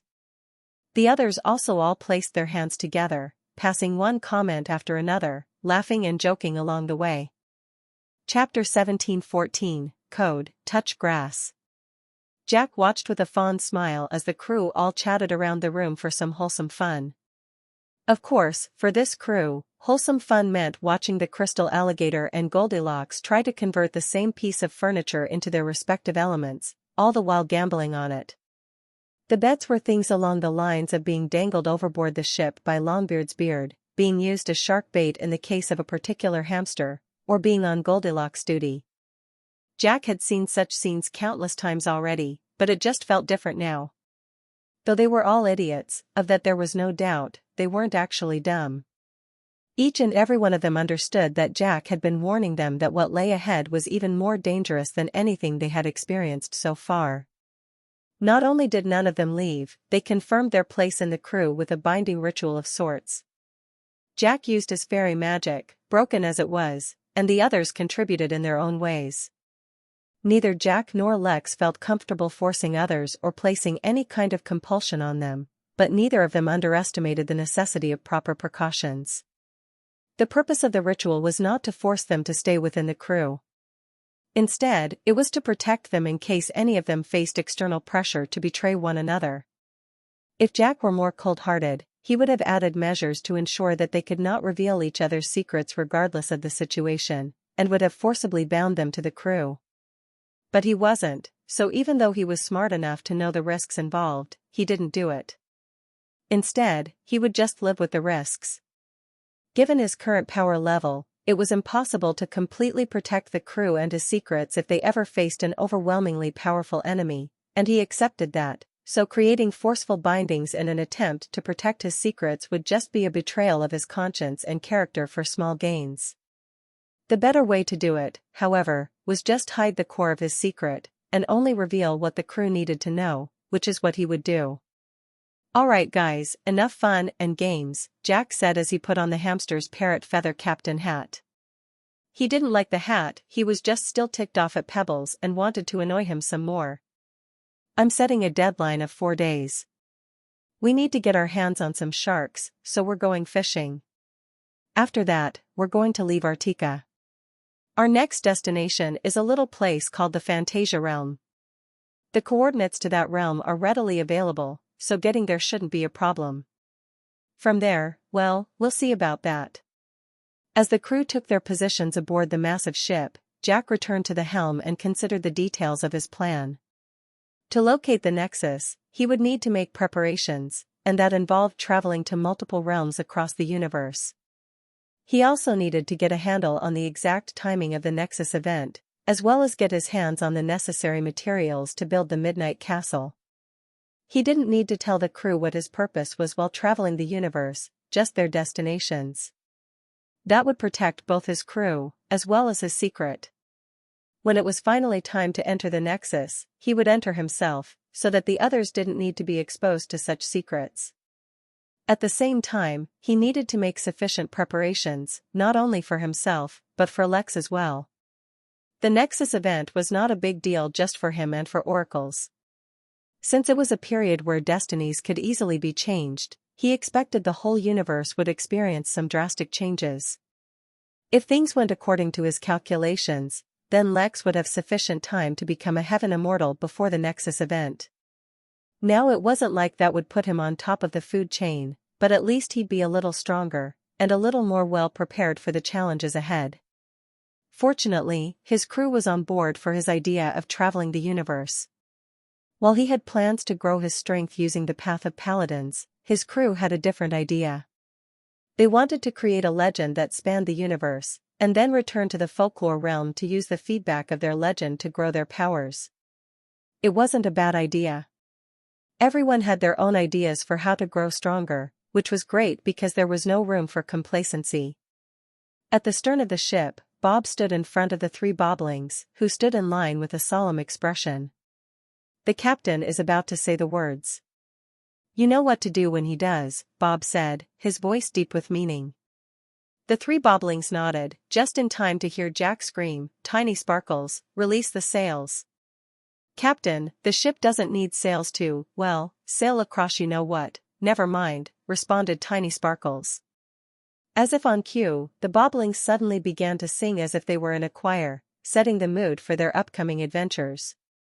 Skipping had just turned from one side to the other, ready to sleep for decades, when the abrupt sound of a notification woke him up. New notification: host has missed daily check-ins for multiple days. Initiating code: touch grass. New quest: use 300 system-generated items within 24 hours. Quest reward: 1 additional check-in once. Quest failure punishment: 300 rounds of Brazilian wax with special focus on sensitive regions. Quest time limit: 23 hours 59 minutes 59 seconds. Remarks: why are you waking up? Go back to sleep. Don't worry about the timer, it's just a bluff. Skipping was a little groggy, so he stared at the notification for a few seconds before the words finally registered in his mind. Then, he sprang from his bed. Holy sure dash! A shrill scream reverberated throughout Obsidian. Chapter 1715, A Better Deal. Skipping had done it again. He'd overslept, by way too much. Ironically, his excessive desire to sleep, relax, and be lazy was exactly what got him caught up in the mess that led him to Obsidian. All he wanted to do was take a break after being hunted down. Why did the system need to be so annoying about things? What he wouldn't give to get rid of the annoying system which kept blackmailing him and making him work. Then again, it was because of the system that he became a wealthy businessman who didn't need to work a job, so it wasn't all bad. He would get into what to appreciate or despise later on. For now, he needed to figure out how to resolve the issue. Fortunately, he had over 23 hours to figure this out. Unfortunately, he most certainly did not have 300 system items in storage, nor would he be able to get some from the daily draw. All hope was not lost, however, for he had a single draw for today that he could use. Besides that, well, Skipping did not lose hope, at least not until he did that final draw, and received a permanent mustache marker. Any mustaches he drew with that marker would stay on permanently. Of course, this was an item meant for mortals, so an immortal would obviously be able to remove the mustache. The permanent was more an indicator of the fact that it couldn't be washed off with water, and would require more effort to remove. Such an item, while perfect to sell, was not going to help him in his current predicament. At that point, Skipping finally lost all hope and threw himself back into his bed. But with the knowledge of his impending punishment, it was hard to fall asleep. Ugh, why is life so hard? Skipping asked as he rolled off the bed and checked the timer. He had only 20 hours left. He just lay on the bed for a while. How could so many hours have passed by? With a groan, he decided to explore Obsidian a little. It would distract him from the ordeal he was about to go through. To his immense surprise, once he started paying attention to Obsidian, he discovered that it was actually supremely cool. What the heck?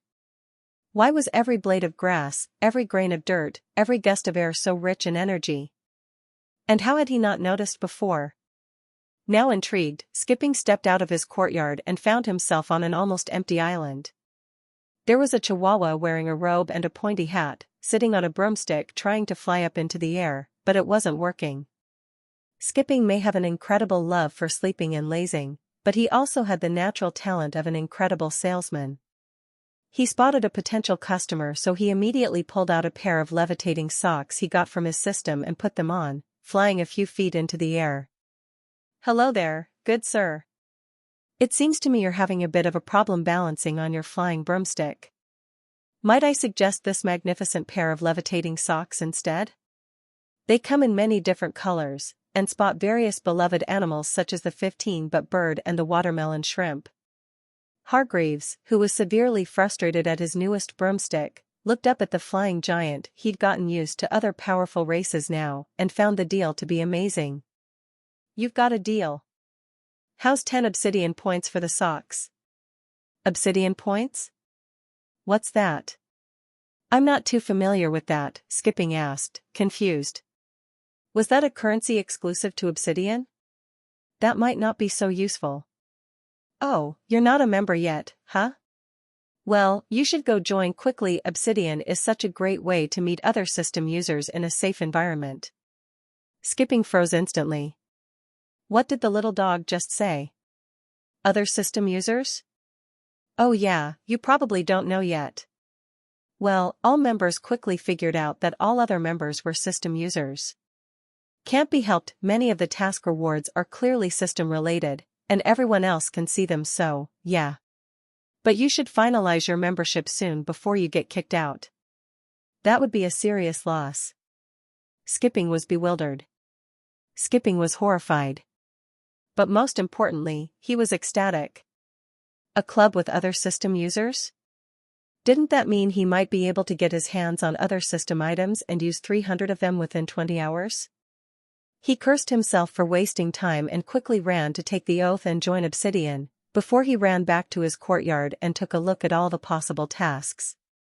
Unfortunately, as Hargreaves explained, not all members were present right now, so the best way to get in contact with other members was through the task board.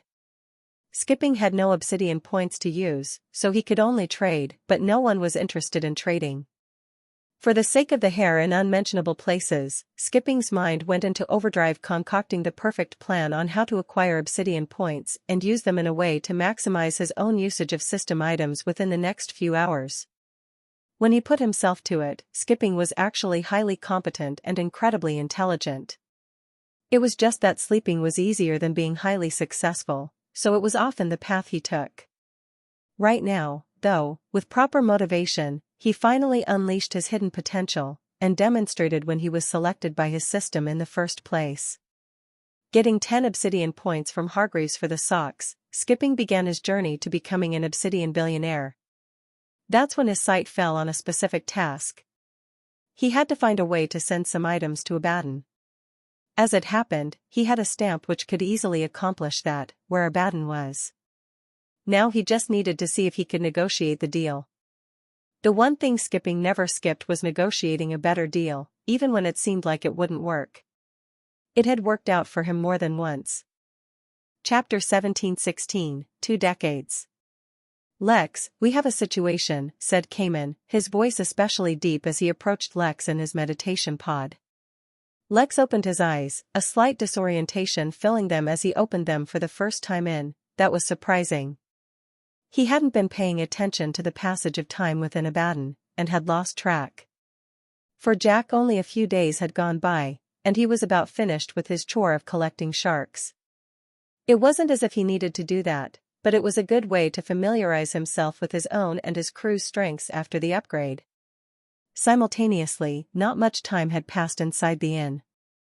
Within Abaddon, however, much more time had passed. Lex checked in on the pineapple on his forehead to see how much time was left on it, and used that to calculate how long he had been meditating. It had been 19 years. Lex blinked, wiping away the disorientation from his eyes as he stood up, somewhat in disbelief that he could spend so much time in a single meditation session without realizing it. He opened the door to his pod and found Cayman, his body looking beat up. "What's wrong?" It's been a while since you sought me out, said Lex, a soft smile on his face. Indeed, the situation, despite being ridiculously unpredictable, had somewhat stabilized in the sense that the other members of the Midnight Inn had improved so drastically that they no longer needed Lex to help out. Luther could manage the castle tavern on his own, and was more than capable of overseeing its operations without Lex's oversight. Z was doing a good job and had grown a lot, at least when it concerned fighting the Dark Knight. Since he had become an immortal at a young age, Lex suspected that for his personality to mature, it would take a lot longer than usual. Leonidas was taking care of the Midnight Battalion spectacularly, to the point where the mercenaries had no advantage over them at all, save in numbers. All in all, there was nothing Lex needed to oversee personally, so he had been spending his time studying laws, to be more specific, studying the laws of Abaddon. So that the constant fights wouldn't interrupt his meditation, Lex had created a meditation pod which was thoroughly insulated as well as portable, and Fenrir was in charge of carrying it around. It was just that when Lex got inside his pod, he hadn't realized he would be meditating for so long. He hadn't felt the passage of time at all, nor had he felt like he had spent a long time inside. In fact, he could only measure time by the progress he had made in studying Abaddon, which was substantial. Then again, given how long it had been, and the fact that with each passing year his control over laws increased, it only made sense.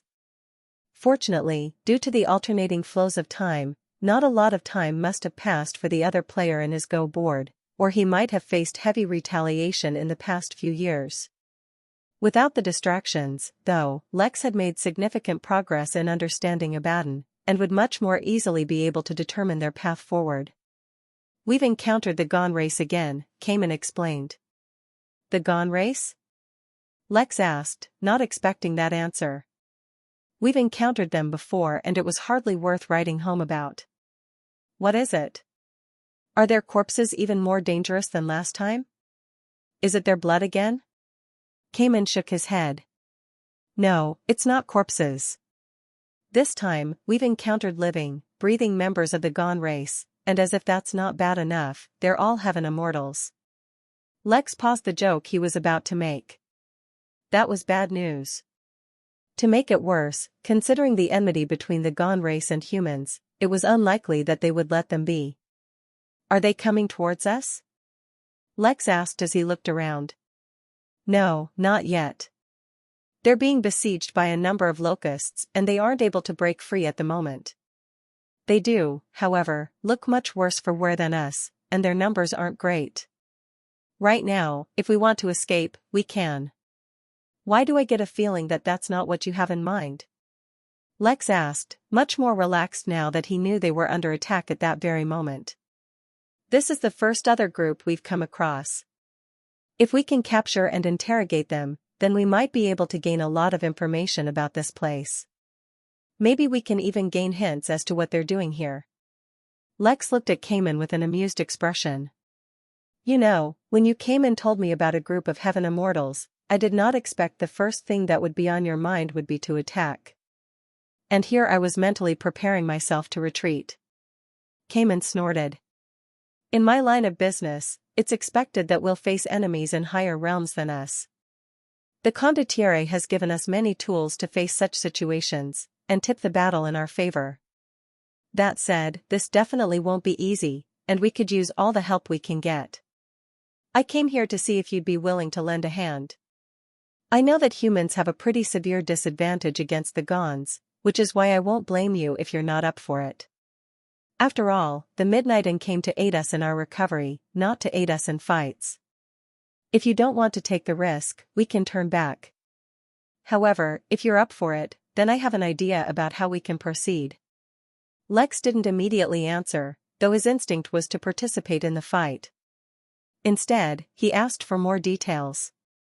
I've never faced the Gone race before, so I'm not too familiar with how effective their suppression is. What plan do you have in mind? He asked. Well, your castle has proven itself more than durable enough to survive a heaven immortal siege, and the members of your tavern are quite adept at long-range combat. My suggestion is that you escort us to the edge of the battlefield before deploying the castle and taking refuge within. From there, you can carry out long-range attacks, serving as sufficient distraction and bait for the Gone race. The members of the Path of Chaos are a lot more aggressive than those from the Path or Order. There's no way they'll miss an opportunity to attack some humans. That distraction will give us more than enough leeway to attack them, taking advantage of the locusts to eliminate most of them, and capture a few for interrogation. The plan was about as sound as one could expect inside a baton. How many of them are there? He asked. A little under 100 of them. Now, Lex was very confident in his own abilities. But 100 heaven immortals. Are you sure we can take on that many of them? Lex asked. I don't want to suffer needless casualties. While I'm not afraid of them myself, I have many mortals with me who would not survive an attack at all. I won't go as far as guaranteeing 100% success, but trust me, I would not propose this if my men and I weren't capable of handling the situation. Like I said, the condottiere has given us the tools to handle such situations. Claiming the condottiere had helped them basically meant that they had the support of a system behind them. That was quite reassuring actually. Random though they may be, none could deny the effectiveness of systems in doing their jobs. Lex could only imagine the kind of advantages a mercenary system would give to the members of the mercenary group. This was also a good opportunity to face the Gone race and understand the kind of suppression they posed on humans. He had never met an enemy who had a specific biological advantage geared towards the human race specifically, and this would be a good chance to learn how to overcome such enemies. Alright, you've got a deal, said Lex as he stretched his arms, loosening his muscles after nearly 2 decades. Of course, he himself had no intentions of hiding behind the castle walls. After so many years of suppressing his breakthrough to the next realm, Lex had grown a lot stronger, not to mention he had dedicated a part of his mind to cultivating while he meditated. That made this the single longest cultivation session he had ever had, and he was more than excited to see what progress he had made. His realm had not increased, obviously, but there had been a lot of other changes. In fact, he'd even gotten feedback from his paladin powers due to the success Jack had in rescuing the alligator, despite not needing to fight personally. It seemed there was more than one way to increase his paladin powers, something Lotus had been especially glad for. Speaking of Lotus, up against a 100 heaven immortals, Lex might need to pull out his Lotus form. It was kind of exciting. Chapter 1717, Lex can last a whole minute, maybe. Lex had not used his Lotus form back since his fight with Jeffrey, mainly because there hadn't been a need for it. His Lotus form was not one he could enter whenever he wished, and using it put a severe strain on his body, even when he became an Earth immortal. An ability such as that was best saved for truly critical moments. Even now, it was only up against almost 100 heaven immortals who, incidentally, had racial superiority. He had to admit, he was somewhat looking forward to using the ability. Since Lex was bonded to Lotus, their connection was very deep. That is why Lotus could benefit from Lex's paladin power, as unusual as it was, and why Lex could rely on Lotus during a critical moment. Lotus' original ability was to be able to turn energy into matter, an incredibly broken ability by any standard, and still far beyond what Lex could do. Lotus could literally manifest treasures out of pure energy, which was several levels above even what the crystal alligator and Goldilocks did. When Lex entered his Lotus form, he temporarily gained that ability, though the last time he had tried, he did not have enough energy in his body to actually transform anything. Moreover, his body could not bear the burden of the form for long. On the plus side, his position on the cosmic ascendance spectrum shot through the roof while he was in that form, and he gained the ability to rapidly absorb all energy to fuel his form, including the energy within any attacks coming his way. His physical strength also reached such a state that even now, he could not match up. Lex had literally slapped a guy so hard his tenets broke. That was an actual thing that happened. Lex wasn't even close to being that strong now, despite being in a much higher realm. Honestly, just that was all Lex had been able to do in his Lotus form because the ability had only lasted a few seconds. Now that he was much stronger, and Lotus was slightly more mature, he was hoping that he'd be able to hold out for a whole minute. Lex and Cayman went their separate ways. Cayman went to prepare his mercenary army for the fight ahead, while Lex went to see what the situation was like with those from the inn. As it turned out, when Cayman had approached Lex, they had been on the move through a series of mountains made entirely of gems. They were inside one of the valleys, and had spotted the Gon fighting inside another valley behind one of the mountains. While they too were fighting off locusts, after years and years of fighting, both the mercenaries and the people from the inn had become extremely adept at dealing with locusts. Most of the people from the inn were in the mech, with only Luther and Leonidas fighting independently. With Z leading the mech, Leonidas could fight on his own, despite being the leader of the Midnight Battalion.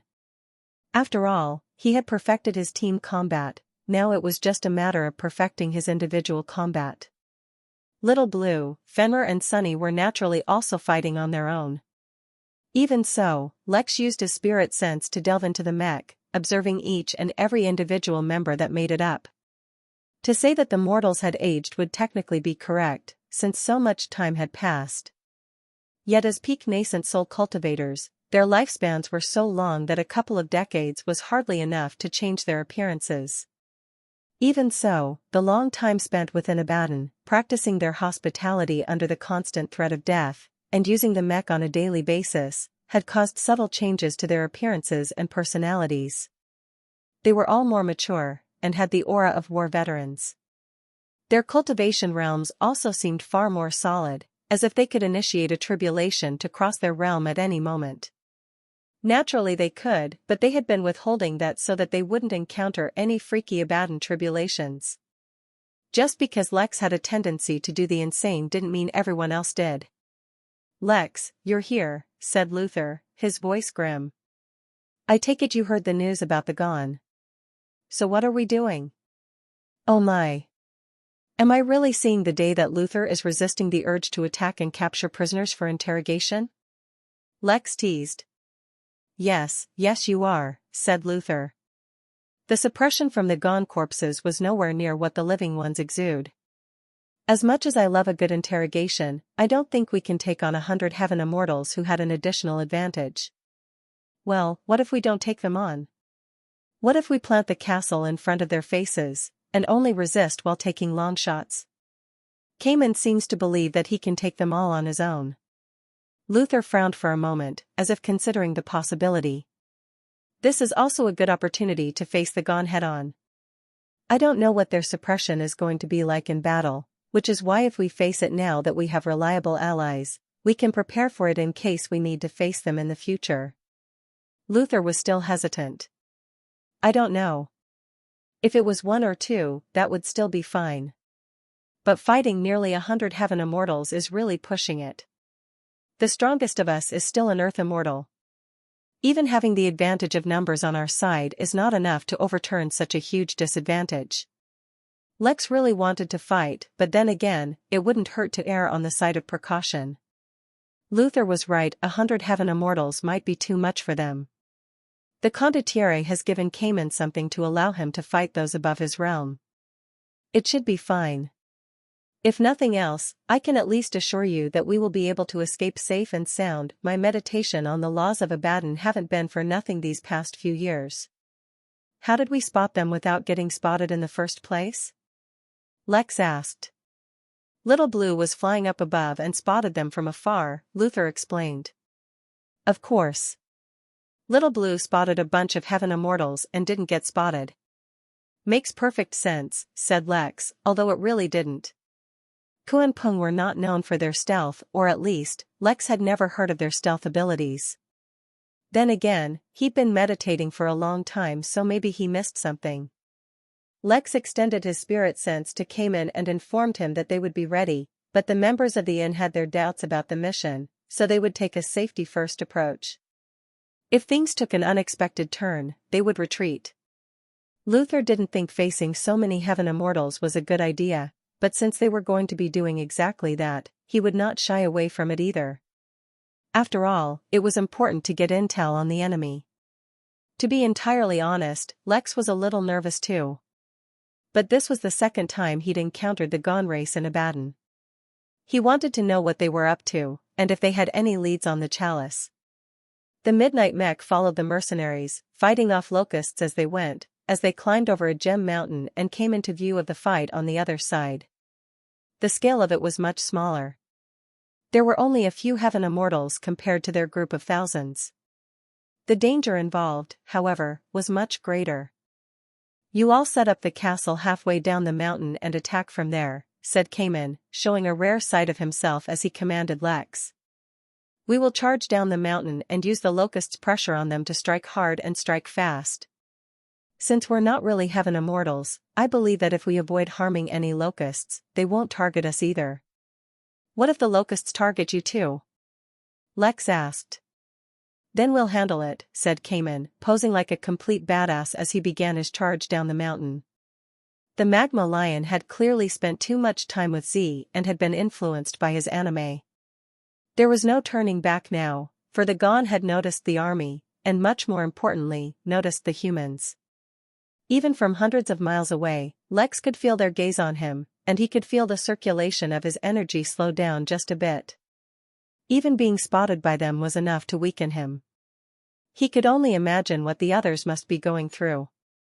Even so, not one of them showed a hint of fear or hesitation as they too began their charge. History had decided that humans would be prey for the Gon race. Their actions this day would make them predators instead. Chapter 1718, First Clash. The suppression was different from any kind Lex had felt before. Usually, any form of suppression he faced came from the outside. It was a sign of a powerful enemy nearby, or some unknown danger. Now, though, the suppression came from within. It was as if the heart was having just a little more trouble beating, as if the lungs had just a little less space within, and the muscles were just a little stiffer. The deep red sky seemed especially daunting today, almost as if it was bearing down on them, letting them know about their impending demise. Lex, of course, immediately noticed that besides simple physical suppression, there was an element of mental suppression too. The fact that, from so far away, just being sighted by the Gon race put so much pressure on him was crazy. Of course, the actual suppression he felt was negligible. But that fact that it was so noticeable, and existed in so many forms, despite how strong he already was a testament to just how severely disadvantaged humans were against the Gon. It was as if the universe itself had designed the humans to be hunted by the Gon race. But that was not so. The suppression was not because of anything besides the weight of history. The Gon race was one of the two races that were responsible for the decline of the human race, and had killed the last of the human Dao Lords. As a result, they had gained an advantage. But that is all it was. From the day Lex had begun his cultivation, he'd been facing stronger opponents, regardless of where he went. This was nothing new for him. "Acclimatize yourselves to the suppression," Lex said, his voice calm and steady. "Keep your mind on your tasks. Expect mental and psychological interference, so take precautions beforehand." About halfway down the mountain, the midnight mech stopped, and Luther revealed the castle within the snow globe, and unveiled it. The castle appeared without any fanfare, standing tall on the mountain slopes. Even years of use within Abaddon had not marred its walls. Instead, the castle had only grown stronger in that time. Whether it was the initial aid of the insects back in the jungle, or the slow accumulation of the valuable resources within Abaddon, both had helped make it stronger.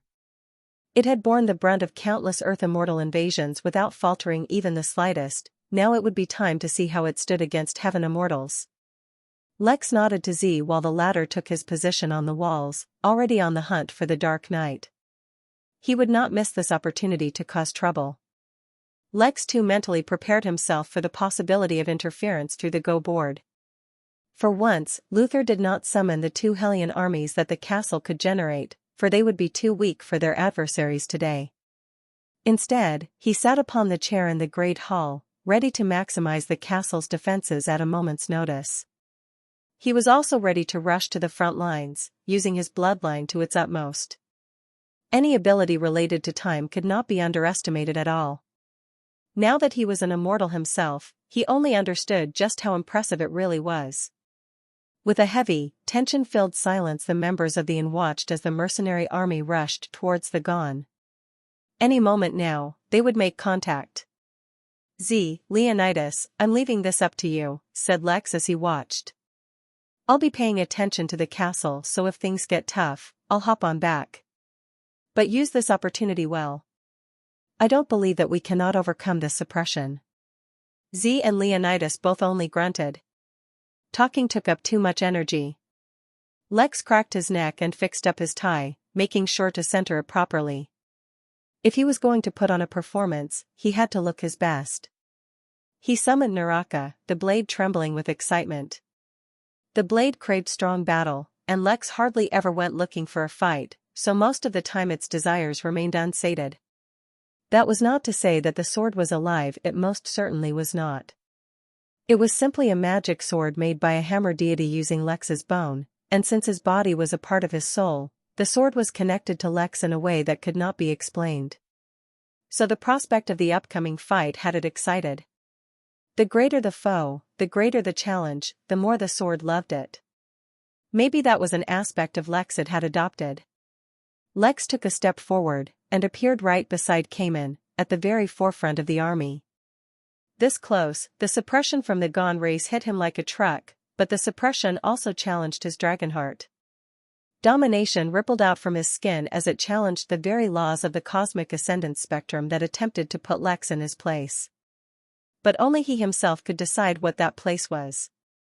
Cayman finally activated some ability, and it targeted all the enemies in front of them, locusts and gone alike. A dome of spikes and chains fell from the sky, trapping all of them within, and forcibly pushing down the realm of the gone and the locusts. They tried to resist. Naturally, they tried to resist, and spikes drew blood. It wasn't that resisting the realm suppression was impossible. It was just that resisting the suppression would cause them injuries, and the harder they resisted, the graver the injuries. It would be a contest to see whether they could survive long enough to completely remove the suppression.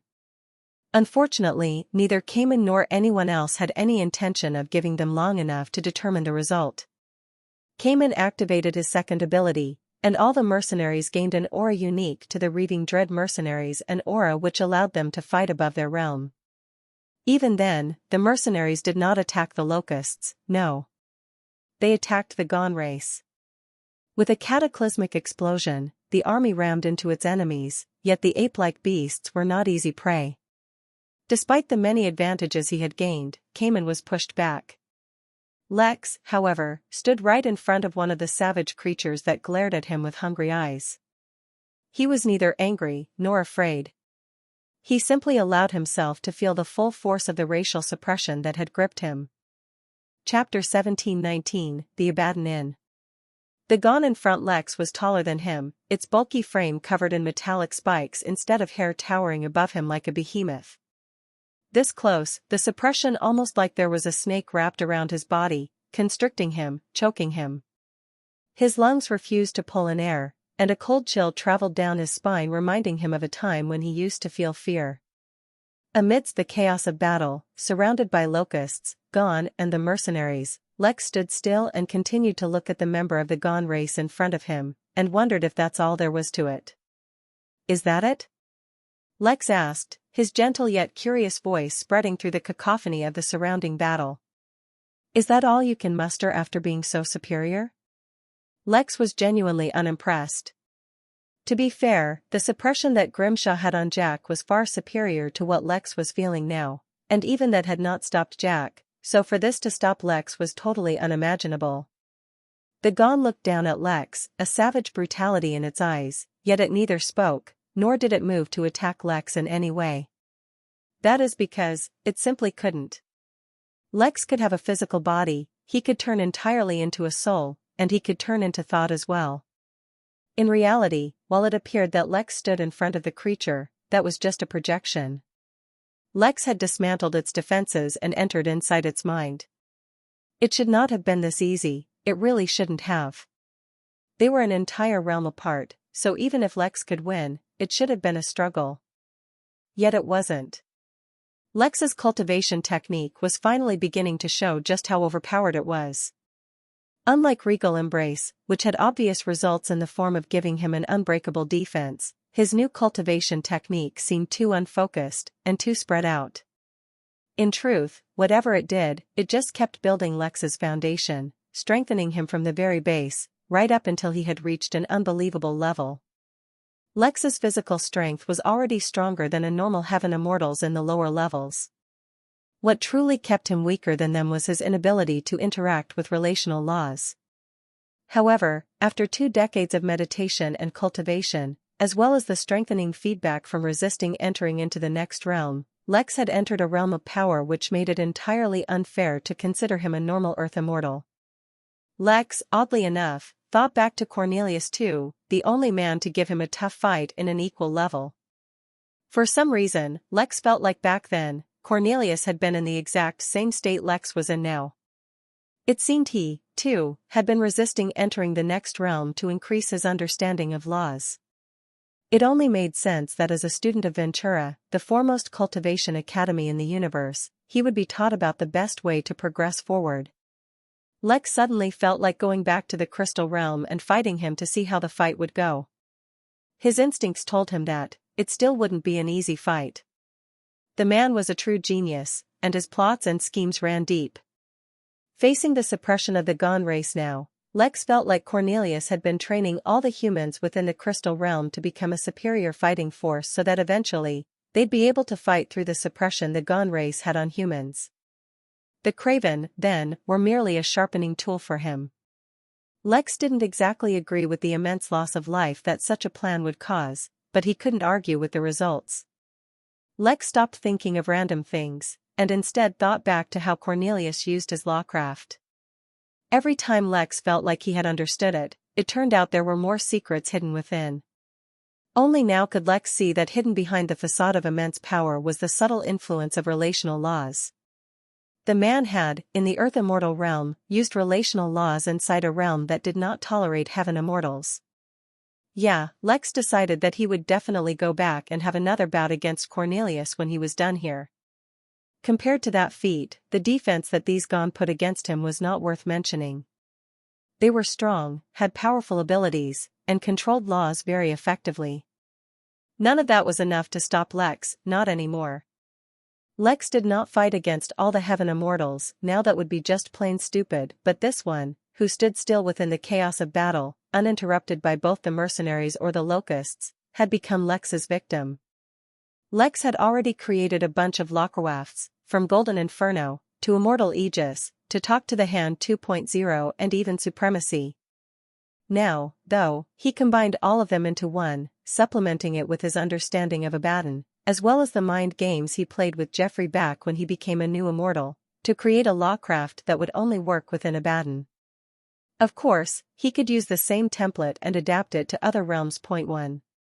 Welcome guest, the Gone race member heard in his head, spoken by a soft, nearly gentle voice, to the Abaddon Inn. The Gone's surroundings suddenly changed, and he was no longer in the midst of battle, nor was his mind stuck in a state of savage anger.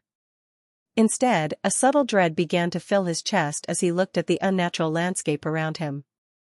Hands and faces made from earth and clay rose out of the ground, frozen still, screaming, filled with expressions of pain and terror, wailing at the red sky above, seeking, yearning for repentance yet finding only retribution. A man appeared in front of him, dressed in a spectacular suit, wearing a devilish mask in front of his face. You can call me the Invincible Tyrant. I will be your host today. 1. Chapter 1720, Let me show you to your room. There was no way Lex was going to call himself the Innkeeper, even in a situation where he was sure he was going to win. The universe was full of things he couldn't even imagine, so unless he was in the well-protected environment of the inn, he was going to make no claims to that position. Within the new hell that Lex had created under the name of the Abaddon Inn, Lex studied the Gone race member, analyzing every single thought that went through his mind. In truth, he had not teleported them anywhere. Instead, Lex had used all his recent experiences and amalgamated them into one of the most potent tools he could imagine, one that was even more devastating than pure, brute strength. He had used the body as the prison, the soul as the prisoner, and the spirit as the conduit between the technique, himself and his target. There was only a single ultimate purpose of this technique: to break the target's mind. Of course, it could be used for a myriad of other reasons as well. Back then, Lex had used a mix of mental techniques and just simple lies to confuse Jeffrey about the difference between reality and illusion, causing him to have a mental breakdown and reveal critical information. He could only pull that off due to his extensive preparation and help from external sources. Now, though, this technique served as a way to replicate that feat. The abandonment only existed within the target's mind, though it was very much a real place. In fact, Lex had used the fluid laws of Abaddon themselves, alongside the characters from the Book of Changes, to create this artificial place. Subsequently, everything that happened within here to the target would reflect in reality as well. "You are a mere human," the Gone race member said, hiding the fear he was feeling from showing. "How dare you stand before me with such bluster? Your inferior race exists only to wash our blades with your blood. Kneel, and present yourself for judgment."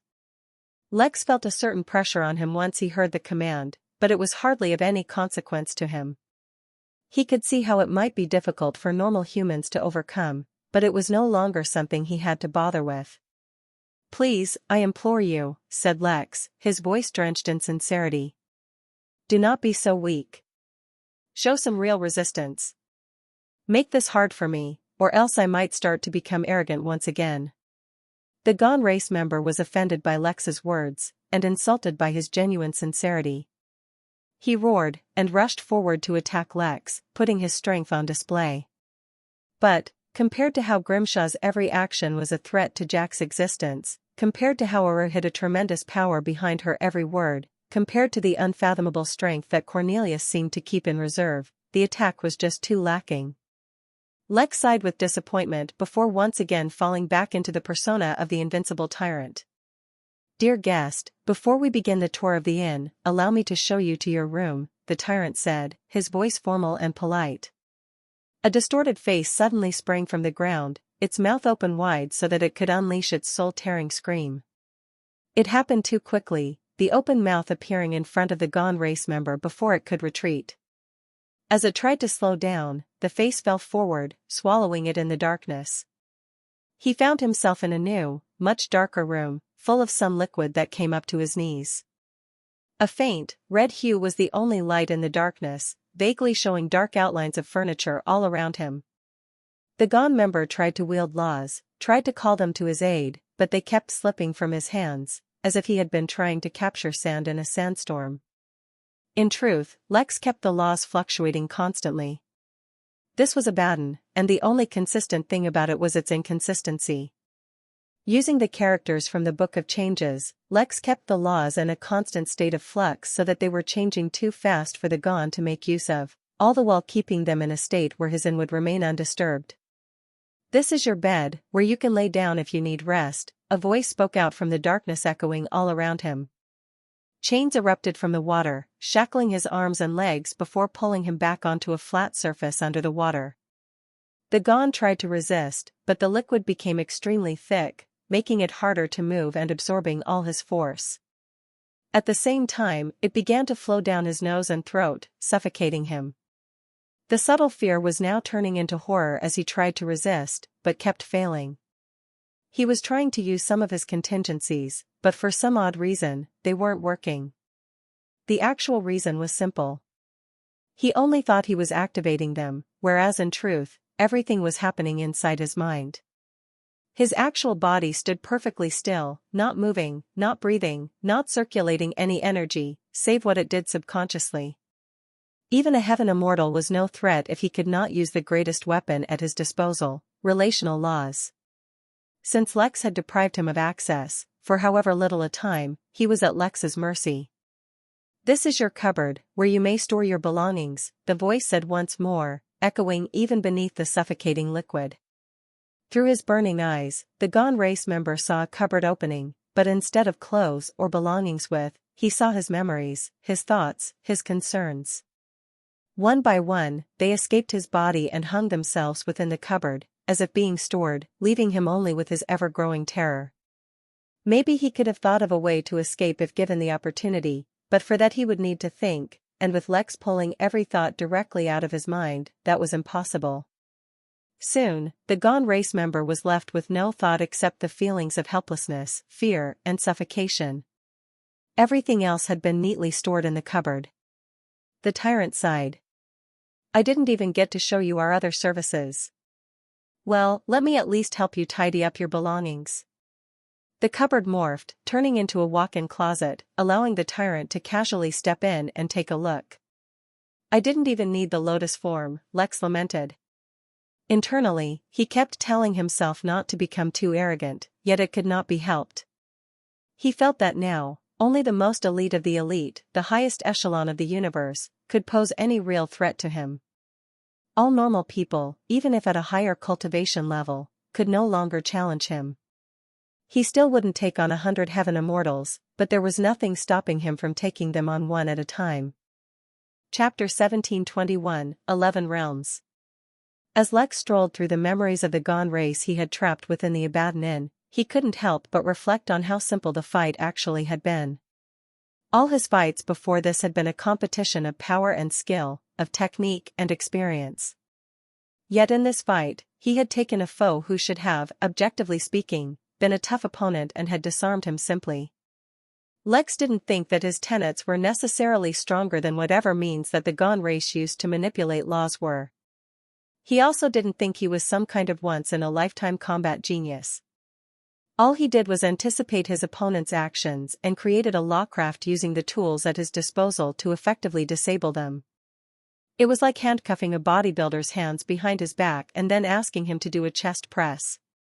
There was no doubt that the bodybuilder could perform that action under ordinary circumstances, but given his situation, something that would otherwise pose no difficulty to him at all was now impossible. Lex knew that this didn't make him invincible, far from it. But also knew that he could build on this experience and create more lawcrafts that were more elusive and esoteric, making them difficult to counter and more effective against his enemies. A part of Lex was still worried that he was becoming arrogant once again, yet another part of him felt like that apprehension was as a result of all the times he got into trouble way beyond his level. Even though it wasn't like he was on top of the universe now, he had to admit that the number of things that could threaten him was reducing drastically. Maybe it was time to loose a little. The heavens knew he lived in a very cautious, and not at all death-prone lifestyle. It might be nice to enjoy himself a little as himself, not as Jack. Jack was having fun every day. After a little contemplation, Lex decided that after he became a heaven immortal, he'd take things nice and slow for a while, and just enjoy himself. He nodded to himself, and with that decision made, his attention returned to the closet full of thoughts and memories belonging to the gone race. Now then, let's see what you have to share with me, Lex muttered, his senses spreading out. The gone Lex faced was actually a slave. What kind of entity could keep a heaven immortal as a slave? At the very least a celestial immortal, or a whole bunch of them likely. There was also the possibility of someone at a higher realm having them as slaves, but considering the fact that Lex faced no obstacles taking him down, that was unlikely. After all, anyone backed by, or at least owned by, a Tao Lord would have some kind of marker on them to reveal their affiliation or ward of enemies. Unfortunately, or perhaps fortunately, all information pertaining to the owner of the gone race, and their specific reason within Abaddon was sealed off. Well, Lex never imagined he'd get the information so easily, anyway. All he needed to do was hold this prisoner until Cayman finished with the rest, or until it was time to escape. He started to look at other information, which did not really come sorted despite how neatly everything was hung in the cupboard. For example, on one rack of memories, Lex learned that the gone never wore clothes, and their metallic spiky hair served as their armor, as well as their weapons. On the same rack, he also learned that over 13,000 of them had come to Abaddon over several thousand years ago, for whatever their purpose was. Their group was supposed to have a number of leaders who knew the actual details of their tasks, but the leaders had died long ago, so now all these Gones did was roam around and fight. On another rack, he learned that the Gone were actually a very fierce race, and highly combative. They were extremely harsh on themselves, often raiding, killing and enslaving their own race members. Yet somehow, they were even harsher on everyone else. To be fair, humans did their fair share of murdering and looting their own kinds, so Lex couldn't really judge them on that. He also learned that Josiah, that was the name of the Gon whose memories he was searching, was originally from a well-off background. However, his family fell on troubled times, and as a result, he was somehow sold as a slave by his own father due to his immense potential. The fact that he had become a heaven immortal kind of proved how much potential he really had. Lex couldn't imagine who could just let thousands of heaven immortals just die without even trying to rescue them. The memories and thoughts were a jumble, so it took Lex a bit to actually find something valuable, such as the history of the Gon race. On the universal scale, the Gon race was a behemoth, controlling 11 major realms and thousands of smaller ones. That gave Lex pause. He wasn't sure how strong exactly the Henali were, for he knew they controlled some other major realms, but he wasn't sure if even they had 11 major realms. For a single race to control so many of them was actually, genuinely bewildering. Especially when considering that the Gon race was supposed to be from the path of chaos. Now Lex had never officially interacted with anyone from the path of chaos before, but everyone he had interacted with was from the path of order. The Bank, the Celestials, the Henali, all those powerful forces that controlled so much of the universe, were all from the path of order, which was at war with the path of chaos. Yet the Gon race controlled 11 major realms. It seemed that the universe was far wider than Lex had imagined, and he hadn't even begun to encounter all the forces within it.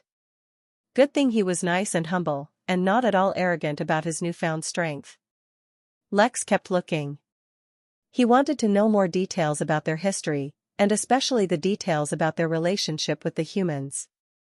Surprisingly, it seemed like humans didn't actually play a significant role in their lives at all. In fact, for the most part, Josiah never even thought about humans. They were entirely unworthy of his attention.